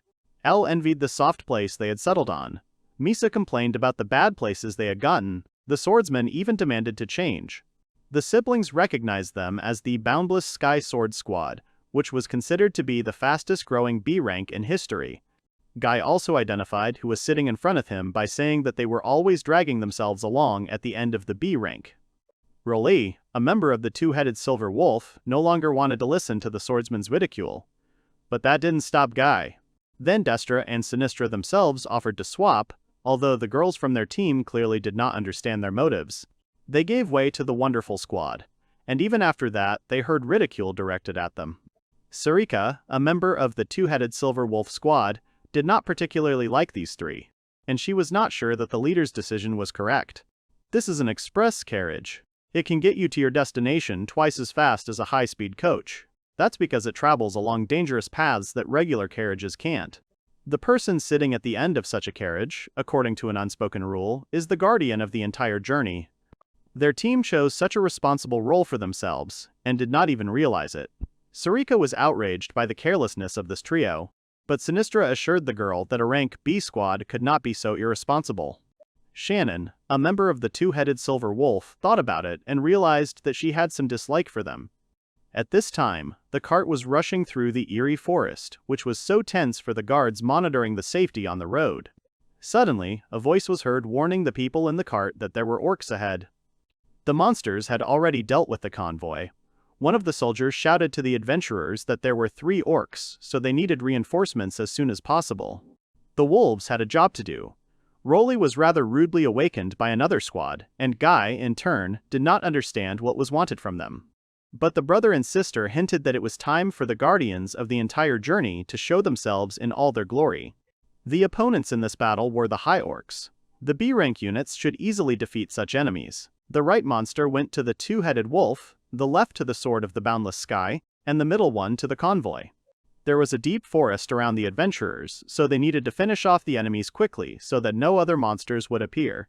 Destra and his team were going to deal with this quickly as usual. Sarika used acceleration magic on her allies, after which Rolly attacked the orc head, on to distract his attention. The twins used their swords to cast the Chains of Humility spell, after which Shannon sent a fire tornado at the enemy. The wolves completed their task in 7 seconds. This is a good result, although not a record. During this time, the soldiers tried to harm the orc, but this only angered the monster. Seeing the convoy's futile attempts to defeat them, Destra and Sinistra used a paired attack called Silver Scissors and defeated the enemy. The soldiers thanked their rescuers. But Raleigh was dissatisfied with something. Guy demanded that Elle use her amplification magic, but she couldn't use the spell because she hadn't drunk the potion. Misa felt sick after the first bottle. The swordsman scolded his companions for their lack of usefulness, while the audience did not understand what this team was doing. The orc was already approaching, and the girls wanted Guy to sort everything out. But the guy suspected that the potion would not have time to work. The warrior did not finish the potion, because he convinced himself that no one would take away his skills. But it turned out that the orc was stronger. Misa began to doubt what was happening, because in their time they had killed such orcs in droves. Guy refused to listen to her lamentations. He only wanted to be able to use his power to the fullest. The swordsman needed his magical power, and while he was lost in his thoughts, the twins dealt with the last enemy. The battle was finally over, which meant the way was clear. People applauded the heroes right from the carriage. The siblings apologized to Guy's crew for interfering. They were protecting the carriage and simply doing their duty. The swordsman saw no need for it, as he believed they could handle it themselves. The twins were running out of patience, so they sarcastically stated that they were willing to believe the warrior's words. As they left, they both said that reputation was a fragile thing. Guy asked them again with a challenge, but suddenly fell silent because of his wound. Noticing the blood, Sinistra asked Serica to heal them. The girl did not want to waste her magic supply, but she still agreed. The soldiers had a strong doubt that the sword of the illiterate Sky was in the leaders of the B-rank squads. Rowley realized that the rumors about them were true. It is known that some spell has deprived them of the ability to use skills. But if they boast so much about their rank, they should be able to fight without them. Serica rudely urged the team on, because they needed to get out of this place before more monsters arrived. People were chatting animatedly among themselves, discussing the trio of adventurers along the way. Guy was sure that if it weren't for the mark, they would have won. Misa blamed the protagonist for everything. The swordsman remembered Rent with even greater anger and contempt. Registration of the new squad, Double Deviation in Melba is complete. Squad level, F, members, Rent and Rinka. The system window showed the protagonist that he had joined the second squad. The requirements for skill growth were met. Lending magic increased to level 2. Rent has acquired the skill, Auto Compensation. When the debtor's magic falls below a certain level, this skill automatically grants the person magical power. The Guardian no longer needs to check the magical power of his companions during combat. Rinka thanks the guy for the repair fluid he lent her. She smears it on her armor and everything looks like new. Rent is glad he could help, but that's not all. The girl couldn't believe her eyes and asked Rent. He explained that she had broken her sword in the last battle, so the guy brought the skeleton's weapon and melted it down, after which the blacksmith forged her a weapon. Everything was paid for, so the swordswoman only had to take it for herself. The girl's aura changed beyond recognition, and the blacksmith felt it himself. Rent asked the girl what she thought about the sword. Rinka was delighted, because now she can cut anything. The swordswoman thanked her companion. At that moment, the man did not understand whether he imagined it or not. For a moment, the blacksmith seemed to her to be the most terrible swordsman in the world. The team returned to Melba's Great Labyrinth, only this time to the second level. The girl decided to explain her abilities to the keeper once again. The most useful skill is self-enhancement, that is, using magical power to strengthen yourself. Once the skill is activated, all magic is consumed until the enemy in front of you is defeated. 7 units upon activation. After that, 1 is consumed every 10 seconds. The maximum supply of the swordswoman is 10. Now she can use the ability for 40 seconds. Mappy clarified that, on the other hand, if the party member's magic didn't run out, her skill wouldn't be interrupted.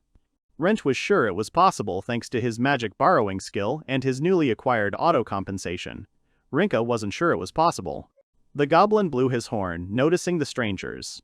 Rent tries to lend the girl some magic and asks her to trust him. From the first blow to the last, Rinka's sword will cut and destroy. This is the way of Asura. The main character activated the skill auto-compensation. Magic is less than 9 units, the skill magic on loan. The girl began to defeat enemies at breakneck speed. Watching Rinka's trial battle, the Guardian of Magic could not even imagine what her true power was. The swordswoman dodged the arrows, and, running up the tree, struck down the attackers. Her gift is a serious thing. The power is simply off the charts. The only drawback is the high consumption of magic. It is not surprising that an ordinary squad could not reveal her potential. However, her ability of only 1 unit of magic per 10 seconds is a dream. Presumably, in the future, her skill will improve and more magic will be required. Most likely, it's not just about skills and improvements, but about her herself. Rinka dealt with the large goblin with lightning speed with just one blow of her sword. Rent was shocked by the girl's cool skills, because she was able to kill all the goblins in a couple of minutes. In an unconscious state, the swordswoman attacked the main character, but consciousness began to come to her and Rinka recognized the guy. Because the girl had never used the skill for so long, she fell down exhausted and asked Rent for forgiveness for it. The boy awkwardly noticed that the swordswoman was too close. Suddenly realizing this, she moved away from him and began to apologize for it. Moppy, watching from the side, made fun of her companions. The guild calculated the value of the materials that Rent's squad had collected. 1,043 goblin magic stones amounted to 104,300 gold. 18 goblin chieftain magic stones are 9,000 gold. Goblin seeds obtained from destroying a colony, 18 pieces, are 36,000 gold. The guild gave out the reward, and at that moment Rinka excitedly called out to the keeper, because just today her maximum amount of magic had increased by 4 units. The main character congratulated her, and the girl admitted that over the past 3 years she had only managed to get 2 units. Therefore, the swordswoman was very grateful to Rent. The guy only helped her, but she did the main work herself. Rinka admitted that she still can't believe what happened. But the Keeper of Magic saw everything, and he thinks it was just magnificent. The girl with the fight was simply incomparable, she should be proud of it. Hearing his words, she was touched. At this point, the fairy interrupted them. Moppy wanted to inform them about today's loan for Mrs. Rinka. Since the skill is activated once, a total of 126 units. The activation time is 1 hour and 21 minutes. 1 unit is consumed every 40 seconds, so it came out to 490. Having calculated everything completely, the fairy ended up with 616 units. The swordswoman agreed with her. Rinka promised to become stronger and pay back the debt, after which the fairy began a conversation with her about the interest rate. Looking at them, Rent wondered when was the last time he had been thanked for his help. Then the keeper remembered how much his former comrades had valued him in the very beginning. The protagonist was not going to make the same mistakes of the past again. This time, they would be strong together. The girls distracted the guy from his thoughts by offering to celebrate the creation of the squad, offering a delicious meal. The adventurers defeated the dragon in Melba's Great Labyrinth on the 8th floor of Dragon Mountain. Jin was upset that the scales were very strong and therefore difficult to remove. Then Fuga said that the request stated that 30 pieces were needed. The warrior did not know that collecting scales was more difficult than killing the dragon itself. Then he turned his attention to the girls, who should also help. But Nymeria was not going to do the hard work, and Comet refused to be a laborer. Roger emerged from the dragon and obtained the dragon's liver for Jin. The warrior began to scold Roger for his carelessness, after which the man began to apologize, while strange worms appeared behind him. It was a parasite inside the dragon that had captured Nymeria and Comet. The girls wanted, or rather demanded, to be freed. At this time, Fugue continued to collect scales as if nothing had happened. The main character invited the girl to dinner with a meteor shower. She flatly refused, because she was a low-ranking adventurer. Then Rinka wanted to know how he knew them. It turned out that since Rent's previous squad had started to attract attention, they had been drinking with them several times. The swordswoman hoped that the guy would have a good evening. Arriving at the bar, Rent remembered that he hadn't had a drink with Roger for a long time, and although he was really looking forward to it, he was still nervous. Suddenly, the girl apologized to the keeper for being late. Rent was surprised that Nymeria was wearing a dress, even though her team was on a mission that day. The mage explained that meeting him was a good enough reason to dress up. She wanted to know his opinion on the outfit. Rent sheepishly called it beautiful. Nymeria received a slap on the back of the head from Roger for hugging the guardian. The warrior also wanted to know what this ugly outfit was and when the girl had managed to change. She only replied that it hurt and that Roger simply did not understand beauty because Rent liked the outfit. After they sat down, the warrior said that he had heard many rumors about the boys' squad, and then asked the keeper directly about his exclusion. Roger sympathized with Rent, and, to cheer him up, offered him a drink to forget about everything bad. The protagonist apologized, because now is not the right time for drinking. Nymeria thought this story was terrible. How could you kick out a friend like that after 5 years? Roger only added that lately all you hear about is their failures. Apparently everything was held together only by Renta. The guy has the ability to store magic. Apparently, his former squad forgot that they had high hopes for him. This team reached the B rank the fastest. For this reason, Roger considered them all narcissists. Now that Rent thinks about it, it seems like he was the one clinging to them. In their adventures, the keeper was content with giving them his magic, and the boy himself did not think about creating his own path. The main character deserved to be expelled because he was truly short-sighted back then. Roger suddenly realized that Rent had become an adult, which surprised the guy. In the girl's opinion, her leader was more of a child than the keeper. The man was clearly hurt by this comment. Nymeria told Rent about the battle with the dragon. They only appear on the 8th level of the Great Labyrinth, where the meteorite shower was going on. And in Roger's opinion, these lizards sometimes cause problems. Afterwards, the girl decided to tell the main character about the story with the dragon parasites. Although the man tried to stop her, he ultimately failed. Rent knows that Roger and Nymeria are the kind of guys whose greatness he will never achieve. But even so, they talk about their adventures as if they were all equal friends. The main character wants to become an adventurer, like the meteorite shower. Roger said that his team was going to go through the entire 8th level. As soon as he said this, the keeper immediately guessed what it meant, and the man confirmed it. The squad set out to conquer the Great Labyrinth of Melba and pass the deepest level. The deepest level is the car, which is what many adventurers strive for. Roger asked the girl what the exact number of levels in the labyrinth were, but unfortunately, there was no exact information. The man suggested that they get to the bottom of the labyrinth themselves and find out. Rent, by this time, remembered that he also had important news. The guy said that he had created a new squad, teaming up with Rinka. They both had a unique gift, which had brought a lot of trouble. Nymeria liked the name, and Roger began to think about the appearance of a new squad.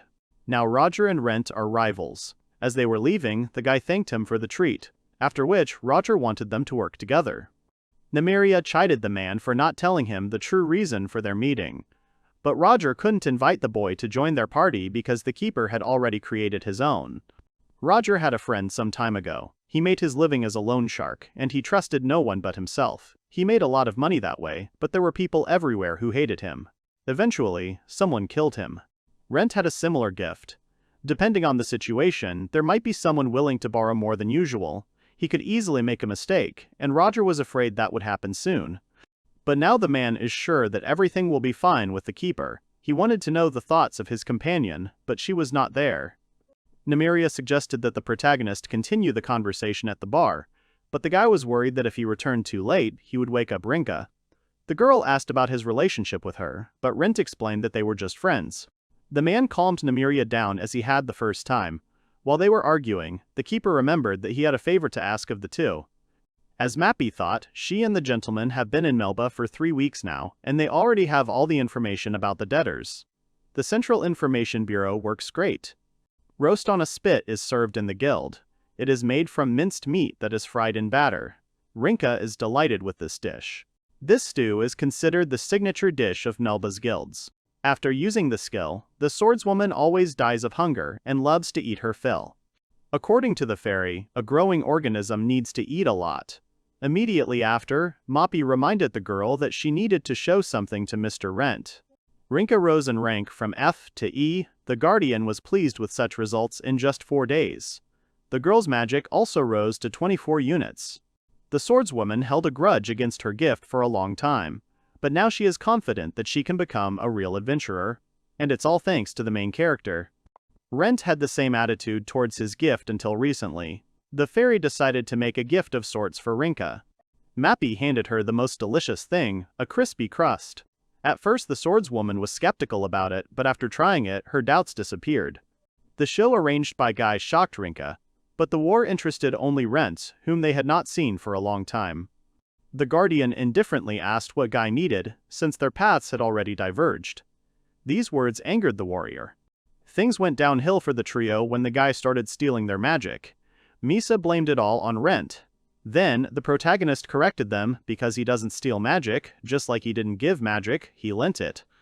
The party had no desire to give up magic voluntarily, so the Keeper of Magic had to force them to do so. But then the mage noticed the swordswoman and hurried to find out who she was. Rinka introduced herself as an adventurer who works with Rent. Misa did not immediately believe the girl's words about the guy. The team began to mock the former team member, but the swordswoman stood up for him. Misa did not like the girl's gaze, so she forced her to lower her eyes. Rent asked to stop, then Guy decided to act. Roger suddenly approached them with the condition that if they were going to fight, they should do it outside. The warrior decided to find out what the man was doing there, but Roger ignored the question, more concerned about the food that had flown onto the floor. Guy attracted the man's attention to accuse Rent of stealing their magic, due to the boy being expelled from the squad. Roger said the same thing the keeper had said earlier. Then Misa was outraged that the guy was doing this without their consent. The man checked with Rent, who confirmed, but added that they were too aggressive. Roger listened to both sides, and said that too much of a fee was also a problem, so he had a solution to that problem. Duel. They can prove their case by fighting. The man was free, so he became a second. Rinka did not understand what this meant. Then the keeper explained that this was a ritual in which two people settle a dispute by fighting. Guy was happy about this opportunity, because if he won, Rent would have to reimburse them for all the magic he stole. The guy agreed to any conditions of the competition, even 3 against 1. At that moment, Roger and the main character remembered their conversation yesterday. The Guardian asked the man to be a second in the duel. The enemy would be his old squad. Roger was worried that the guy wanted to fight them alone. Guy and the others will be in Melba before dawn tomorrow. They'll find Rent and want to get to the bottom of this. Then the subject of a duel will come up. They won't listen to the guy, but if Roger gets involved, they'll change their minds. The man was intrigued and wanted to know how the protagonist knew exactly what time they would arrive. Rent didn't tell about the ferry, but lied that it was just a premonition. The organizer announced that Roger would be a witness, and added that the show promised to be interesting. Misa noted with some discomfort that there were many spectators gathered around.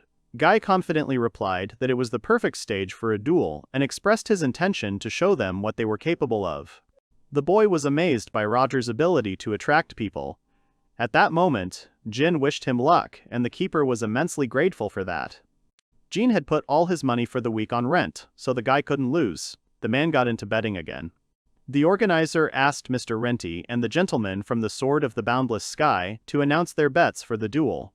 Guy, on behalf of the squad, said that if they won, the Guardian would immediately stop collecting their magic power. Now it was the protagonist's turn. If Rent wins, he will raise the interest rate on the magic he collects. The current rate is 8% for 10 days, and he will raise it to 10%. The magic power loan will be repaid monthly. From tomorrow, the guy will receive another 90,000 magic power. An interest rate of 10% will be added to this. But the guy did not have time to announce the final price, Misa guessed, but decided to clarify anyway. The main character collected interest every day. These are mandatory payments.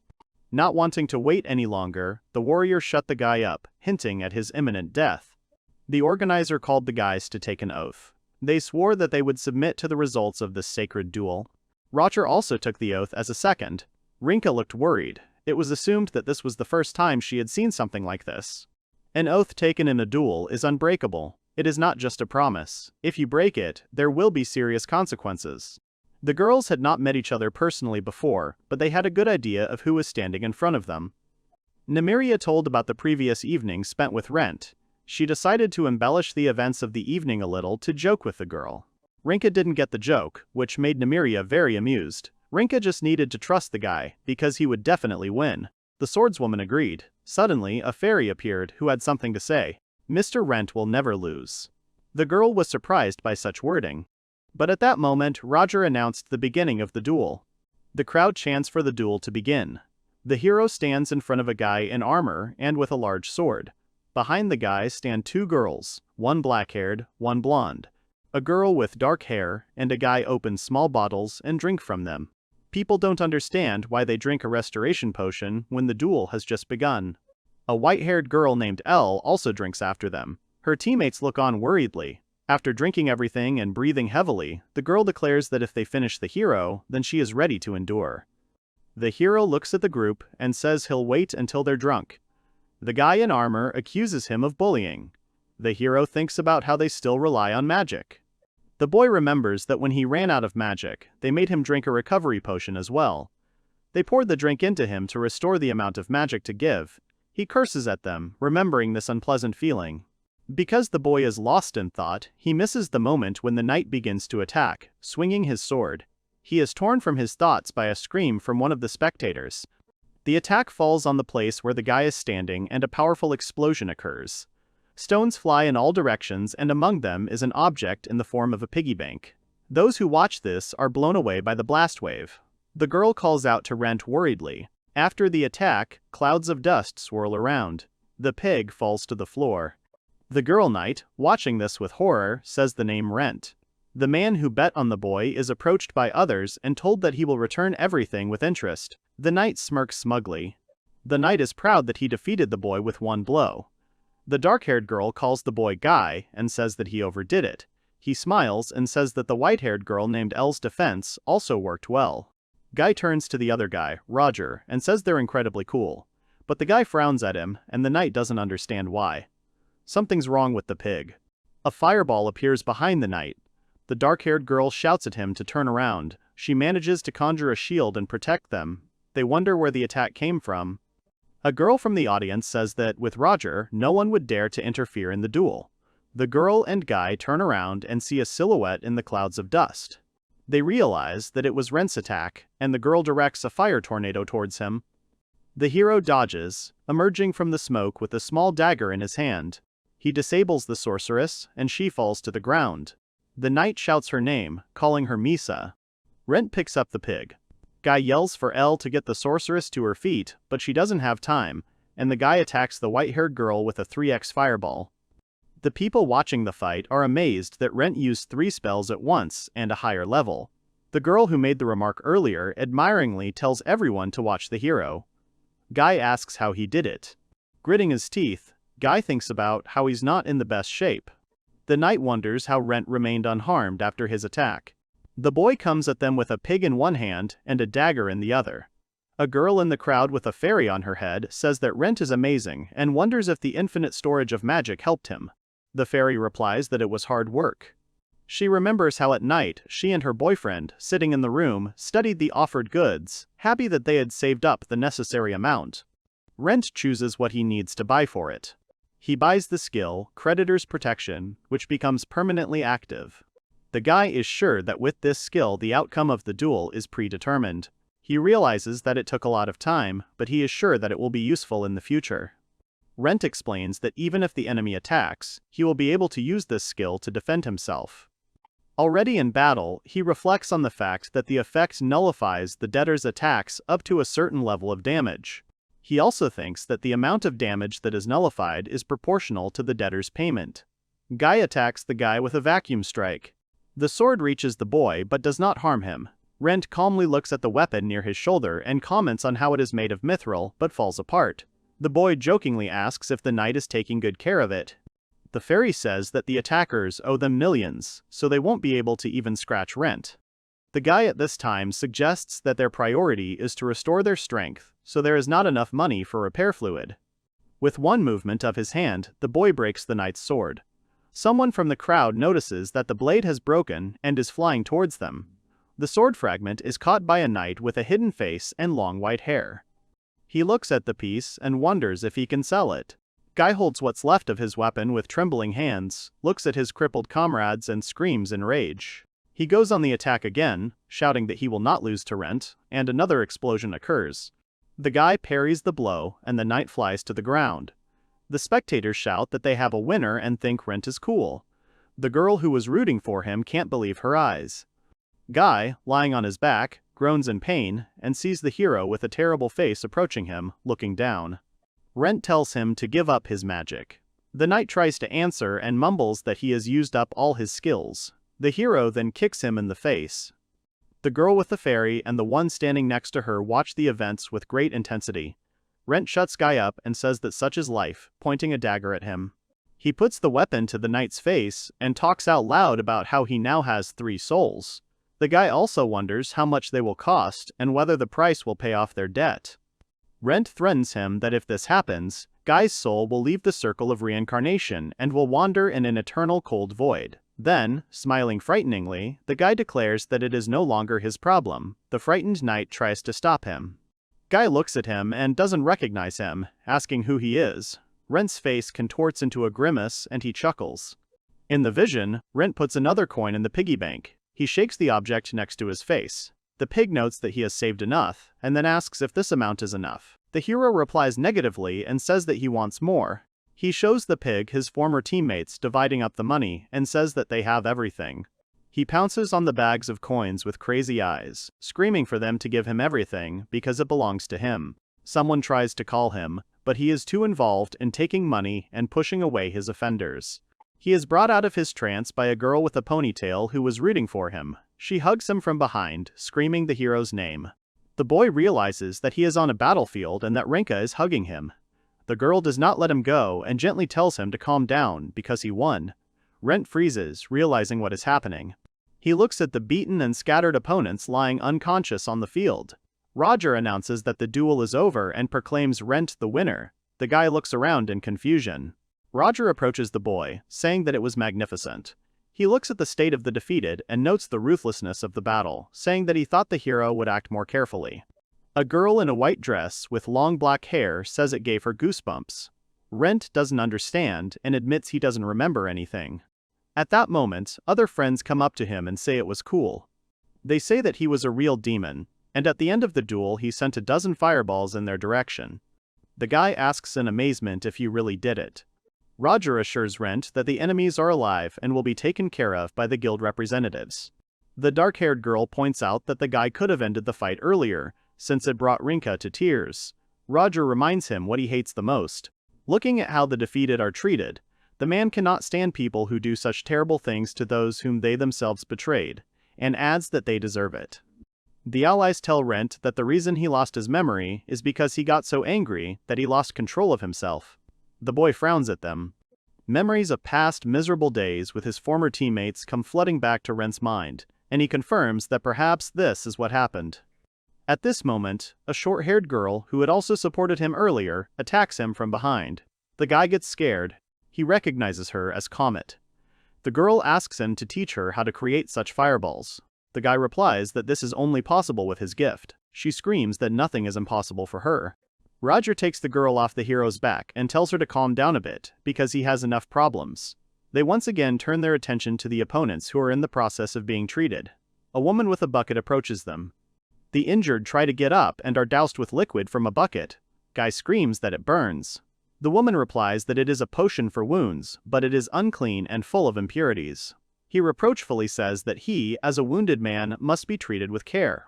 The woman throws out with disgust that he is a pain in the ass, and that is why they save on them. The girls and the guy look at her with displeasure. At this point, Rent comes closer. They turn to the guy standing there holding the piggy bank and shy away in fear. He confidently says that he has won. The guy says that according to the agreement, he is raising the rate by 10%. The opponents begin to complain, noting that they will not pay more than they spent. At that very moment, a discharge pierces them, and they begin to choke from pain. The observers say that the oath in a duel is unbreakable, and otherwise, lives will be at stake. Guy looks at Rent with a veil in his eyes and says that he understands. Guy keeps repeating that he has realized everything. Rent holds the piggy bank between his hands and uses a spell to extend the contract.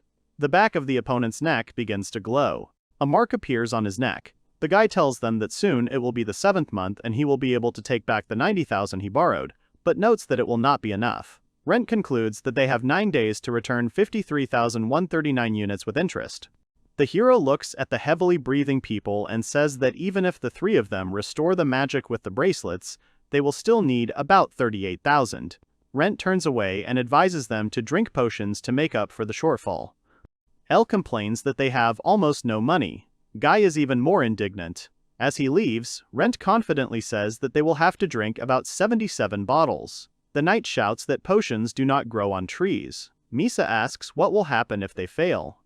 Rent coolly says that in that case it will be the end of them. He adds that it is not for him to give them advice and that they, as debtors, cannot harm him, the creditor. The guy notes that it's all thanks to his skill. Gaia, gritting her teeth, understands why the hero didn't flinch from his attacks. In front of everyone, Rent says that the heroes must do everything in the next 10 days to pay him back. They say nothing. The opponents look at the guy tensely, declaring that this is not the end. The hero and his friends celebrate their victory in a tavern, and the sound of mugs clinks. The man who bet on Rent thanks him for getting rich. The guy responds to the thanks with doubt, wondering what would happen if he lost. At this moment, someone congratulates the guy. It is a group called Two-Headed Silver Wolf, led by a white-haired guy and a girl in armor. The girl greets the hero. The guy notes that he didn't know they were in Nalba. They say they came on a mission. The girl says they were in the same carriage with his duelists. The boy says they refused as rumors said. The girl adds that they are rude. They say they have never seen B-class adventurers who fight orcs so badly. Two girls in their group ask if he won and say they won and say they want to see him win. The man, on the other hand, confidently says that Rent is the star of the show tonight and they need a victory speech. The guy is embarrassed. He begins to talk about how when he was kicked out of his previous squad, he was in despair, but fate blessed him with loyal friends, and he was able to start over as an adventurer. Everyone listens attentively to his speech. The guy bows and shyly says that he hopes for their support and understanding. There is silence for a second, and then a flurry of voices from all sides begin to support him and tell him not to be afraid of his opponents anymore, and also to express the hope that they will become friends. Roger tells the black-haired girl that the guy is funny. She replies that it's just like him. Rinka and the hero exchange glances, and the girl smiles sweetly. Rent and Rinka are sitting separately at a table, and she thanks the guy for everything. The fairy says that she was right when she had no doubt in his victory. The fairy rather assumes that the enemy's pride has burst after such a defeat. The boy also hopes so. Rinka notes that the boy was great, but adds that she was a little scared. Rent apologizes. She remembers the time he said he lost his memory.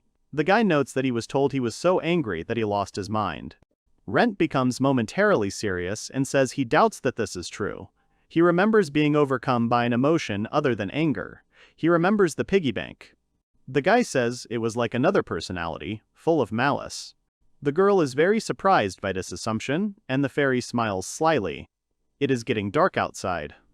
Rinka fights off the bloodthirsty monsters, wielding her sword. Rent runs up to her and praises her. The girl turns around and notes that this is not all and that she has become stronger. At that moment, the girl is shot in the side. Her eyes widen. The blow is delivered by a terrible monster in the form of a human skeleton with 4 limbs. As the girl falls, the guy anxiously shouts her name. The boy remembers all this while sitting on his bed, at night, in his room. The fairy asks him what happened. He answers that memories came into his head. She guesses that it was a fit of rage. Rent also remembers that Rinka destroyed a wave of goblins and fought while losing her mind. The guy assumes that their unique abilities are very dangerous. The fairy assures him that there is nothing to worry about, because everything depends on how they are used, and they also have her. The girl also notes his frightened appearance. He denies his fear. A small argument ensues, and eventually, they fall silent because they hear a knock on the door. The guy opens the door, and behind it stands Rinka in a tight black suit. She apologizes for the late call. They sit together on his bed, and she shares that she has nightmares every night. The girl admits that thanks to him she feels like she is growing every day. Rinka shudders as she recalls the day the skeleton broke her sword and can't get that moment out of her head. The guy replies that he ended his fears in his own way during the duel. He says that he understood from the behavior of his former comrades that they do not want to return magic. Rent claims that in 10 days everything will be over, and now it's time to help Rinka with her fear. He assures that the girl will defeat this skeleton. The day comes and they go out into the city. Rinka looks at the flower beds and says that they are beautiful. A cat girl stands next to her and tells her that Melba is a city where people from all over the world come, and where you can buy seeds of all kinds of flowers. The girl recognizes the flowers as Gremalata and Melba's morning glory. Rinka notes that one of them blooms in the morning and the other in the evening, so they divide the flower beds according to the time of day when the flowers bloom. The girl asks delightedly how she figured this out, and how she knows so much. At this moment, the main character calls out to her in a new outfit and greets Rinka, apologizing for being late. He has a belt over his shoulder with a piggy bank attached to it. He asks if the girl needs new armor. She replies that she has tried everything, but the gear she wears seems the most comfortable. The hero understands. Then a little girl runs up to them and asks if they are looking for armor. The heroes hesitantly agree. The girl notices the katana on Rinka's side. The girl wonders if she is a samurai and, grabbing her hand, drags her aside, saying that they need to come to their store. The child leads Rinka along and shouts that they have all the products that are perfect for her. The cat girl smiles and notes that Suzu is as active as ever. They find themselves in the Yagu store. There are many interesting objects around, and the hero says that he has never seen anything like it. The girl happily greets them again. The child explains that this store deals with goods related to the countries of the Far East, but does not have time to finish speaking when the hero, who is examining the vase, finishes for her. Rinka tries on a samurai helmet. The girl asks her what she thinks of it. The child notes that the helmet was worn by the shogun himself, the highest-ranking samurai. The girl awkwardly says that it is too heavy, starting to swing from side to side, and part of the helmet crashes into the tanuki sculpture. The girl looks at the damaged thing in shock, and Rinka apologizes profusely. Suzu says that everything is fine, because they have another one. The guy does not really believe these words. The girl offers a vessel, advertising it and noting that if used in battle, it can make the enemy lose the will to fight, and also shows dumplings that subdue the enemy who eats them. The goods terrify the guy. He says doubtfully that it's time for them to go, but Suzu grabs him by the waist. The girl says that she won't let them go without a purchase. She puts a mask on Rent and notes that with it he will dance better than anyone else at the party. The guy shouts at Rinka to leave. The girl stands near a beautiful cape hanging on the wall and looks at it with admiration. Rent calls out to her again. She looks at the floral patterns on it, and someone from the side says that it is a kimono. A man comes out of the back room and notes that it is a kabute and that it is hand-painted with blood.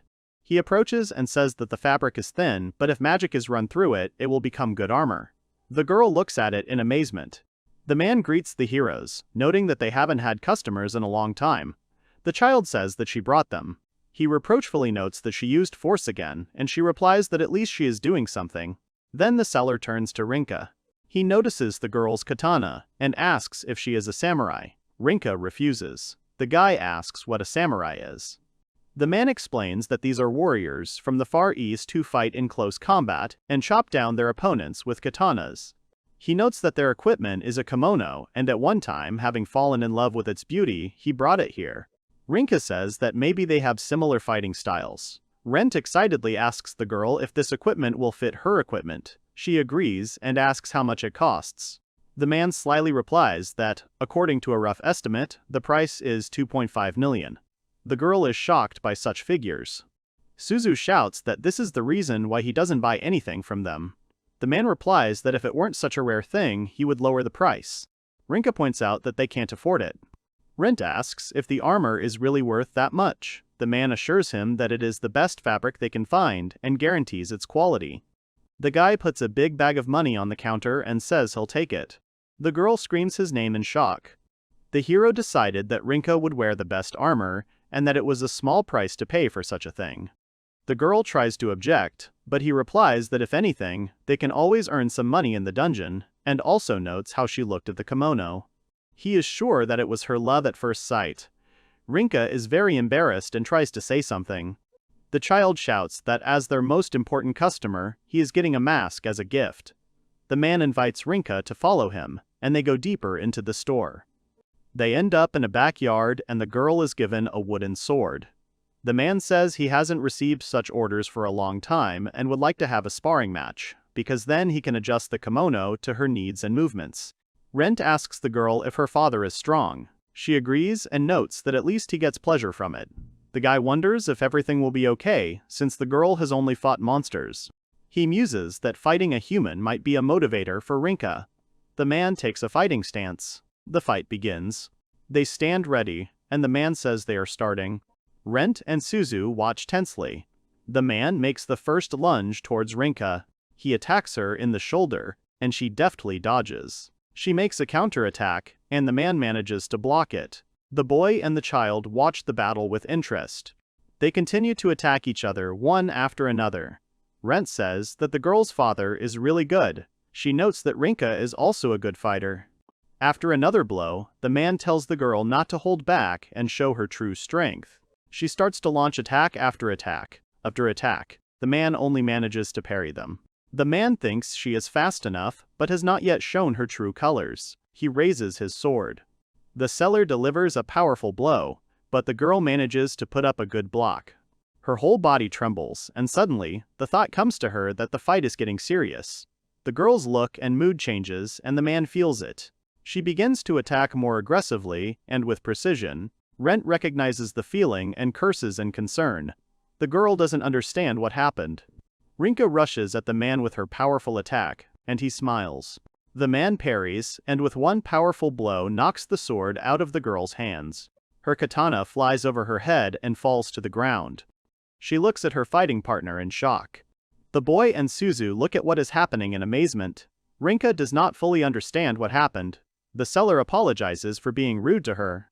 The man, out of breath, says that if they had continued like this, the fight would have been to the death. Rinka apologizes, but the shopkeeper tells her not to worry about it. It was a beautiful fight. He asks the girl what her gift is. She replies that it is the way of Asura. The man recognizes this style, named after the deity. The man introduces himself as a 21st generation Yagyu, Lindo, and asks her name. She politely gives it to him. The salesman says that after thinking about it all, he wants to show her a product that would be perfect for her. She thanks him, and they go back into the house. There they see a variety of fabrics. The man asks what patterns she prefers. She says admiringly that she likes flowers. She asks if he has any floral patterns, but not ones that are too feminine or delicate. The man thinks, then shows a fabric with a fiery red floral pattern, and explains that in the language of flowers, they mean courage. Taking the girl's measurements, Suzu says that she is very strong, because her father has not made such efforts in a long time. The girl notes that the man looks like a master of fencing, and asks if he was a master of the sword. She replies that it is his hobby. She says that when the man was young, he became an apprentice to a kimono maker and trained in the dojo of the warriors who wore his work, which is where his skill came from. Suzu notes that his gift is fire magic, and that the man says it is useful for making fires. The girl listens attentively. The child says that there are 5 years left until her coming-of-age ceremony. Suzu is interested in what gift she will receive and says that she would like a gift related to trade. The guy and Rinka are walking along a busy city street, and Rent says that everything will be ready in a day. The girl is really looking forward to it. The hero turns to her. He asks if she likes flowers because she had a special reaction to them when she was choosing fabrics, and also talked to others about flower beds. She admits with a dreamy smile that she wanted to become a florist when she was a child. The guy looks at her in amazement. The girl says that in her hometown there was a wonderful flower shop, and flowers always lifted her spirits. She thought that she could make customers just as happy and delight them with beautiful flowers. She regrets that during the coming-of-age ceremony, she had to give up her dream. Rinka understands that they do not always receive the gifts they desire, and that she could follow her dream despite her gift if it were not for the voice. She says that there is a voice in her heart that assures her that she must defeat the enemy and that she must fight. The girl tries to ignore it, but it makes her head hurt. The guy looks at the girl with regret. She notes that her gift brought her not only pain, but also joy. She says she learned this from Rent. The girl admits that she is afraid to fight her old enemy, but she knows that she must do it and will not run away anymore. She confidently declares that this is her destiny, which she must follow. Rent confirms her words with a smile. The guy says that, after all, he is a true creditor and will follow her to the ends of the earth until she repays the debt. At this time, in some tavern, a large bag of money falls in front of 2 men. It is Gaius who hires the assassins. He gives the men 100,000 gold pieces up front and adds that the reward will be 10 million later. One of the men asks who they are to kill. Misa, standing behind the knight, says Rent's name and describes him as a moron with a battered piggy bank on his belt. The man recognizes the name and asks if he was the one who recently beat up 3 B-class adventurers, and asks him to remind him who it was. He is reminded that these are the losers from Unlimited Sky. Guy is indignant, and the men cheerfully say that they are too famous in a bad way. The men say that even though they do dirty work, they are not stupid enough to be at odds with Meteor Shower, and note that the group is behind him. Mila indignantly calls them weaklings and says they will find someone else, grabbing the bag, but one of the men intercepts it. He says that this is payment for refusing their services. The other offers to tell everyone about their order. He picks up the bag and tells the entire tavern that the Sword of the Boundless Sky wants to take revenge at their hands and names the price at 100,000 gold. Everyone turns around and looks in their direction. The visitors mock them and remark that revenge for the duel is pathetic and that they should give up. Guy is shaking with anger and Misa tells him to leave. They enter the room. Guy kicks a chair in anger and spits poison at the mercenaries. L notes that they did not fulfill their request and took the money. The knight says that in the past they would have beaten them. Misa replies that it is impossible for them now. L exclaims about what they should do now, since that money is all they have. She complains that they don't even have enough for a room. Guy says that they will have to work in the dungeon. Misa says that they sold everything, and Guy notes the bracelet on his hand. He offers to sell the jewel. The black-haired girl grabs hers and refuses because with it, they can get 3,000 units of magic. Guy asks if she really cares about it. He looks at the things, smiling, and says that now they need money, and for the price of such a rare item, they can buy hundreds of potions. The appraiser at the store looks at them and says they're worth 6,000 gold. Misa and Guy start arguing with the man about the price of the thing, and he doesn't believe them, saying that it's just a cheap bracelet. Elle sighs tiredly and complains that she's hungry. There are 8 days left until rent's due date.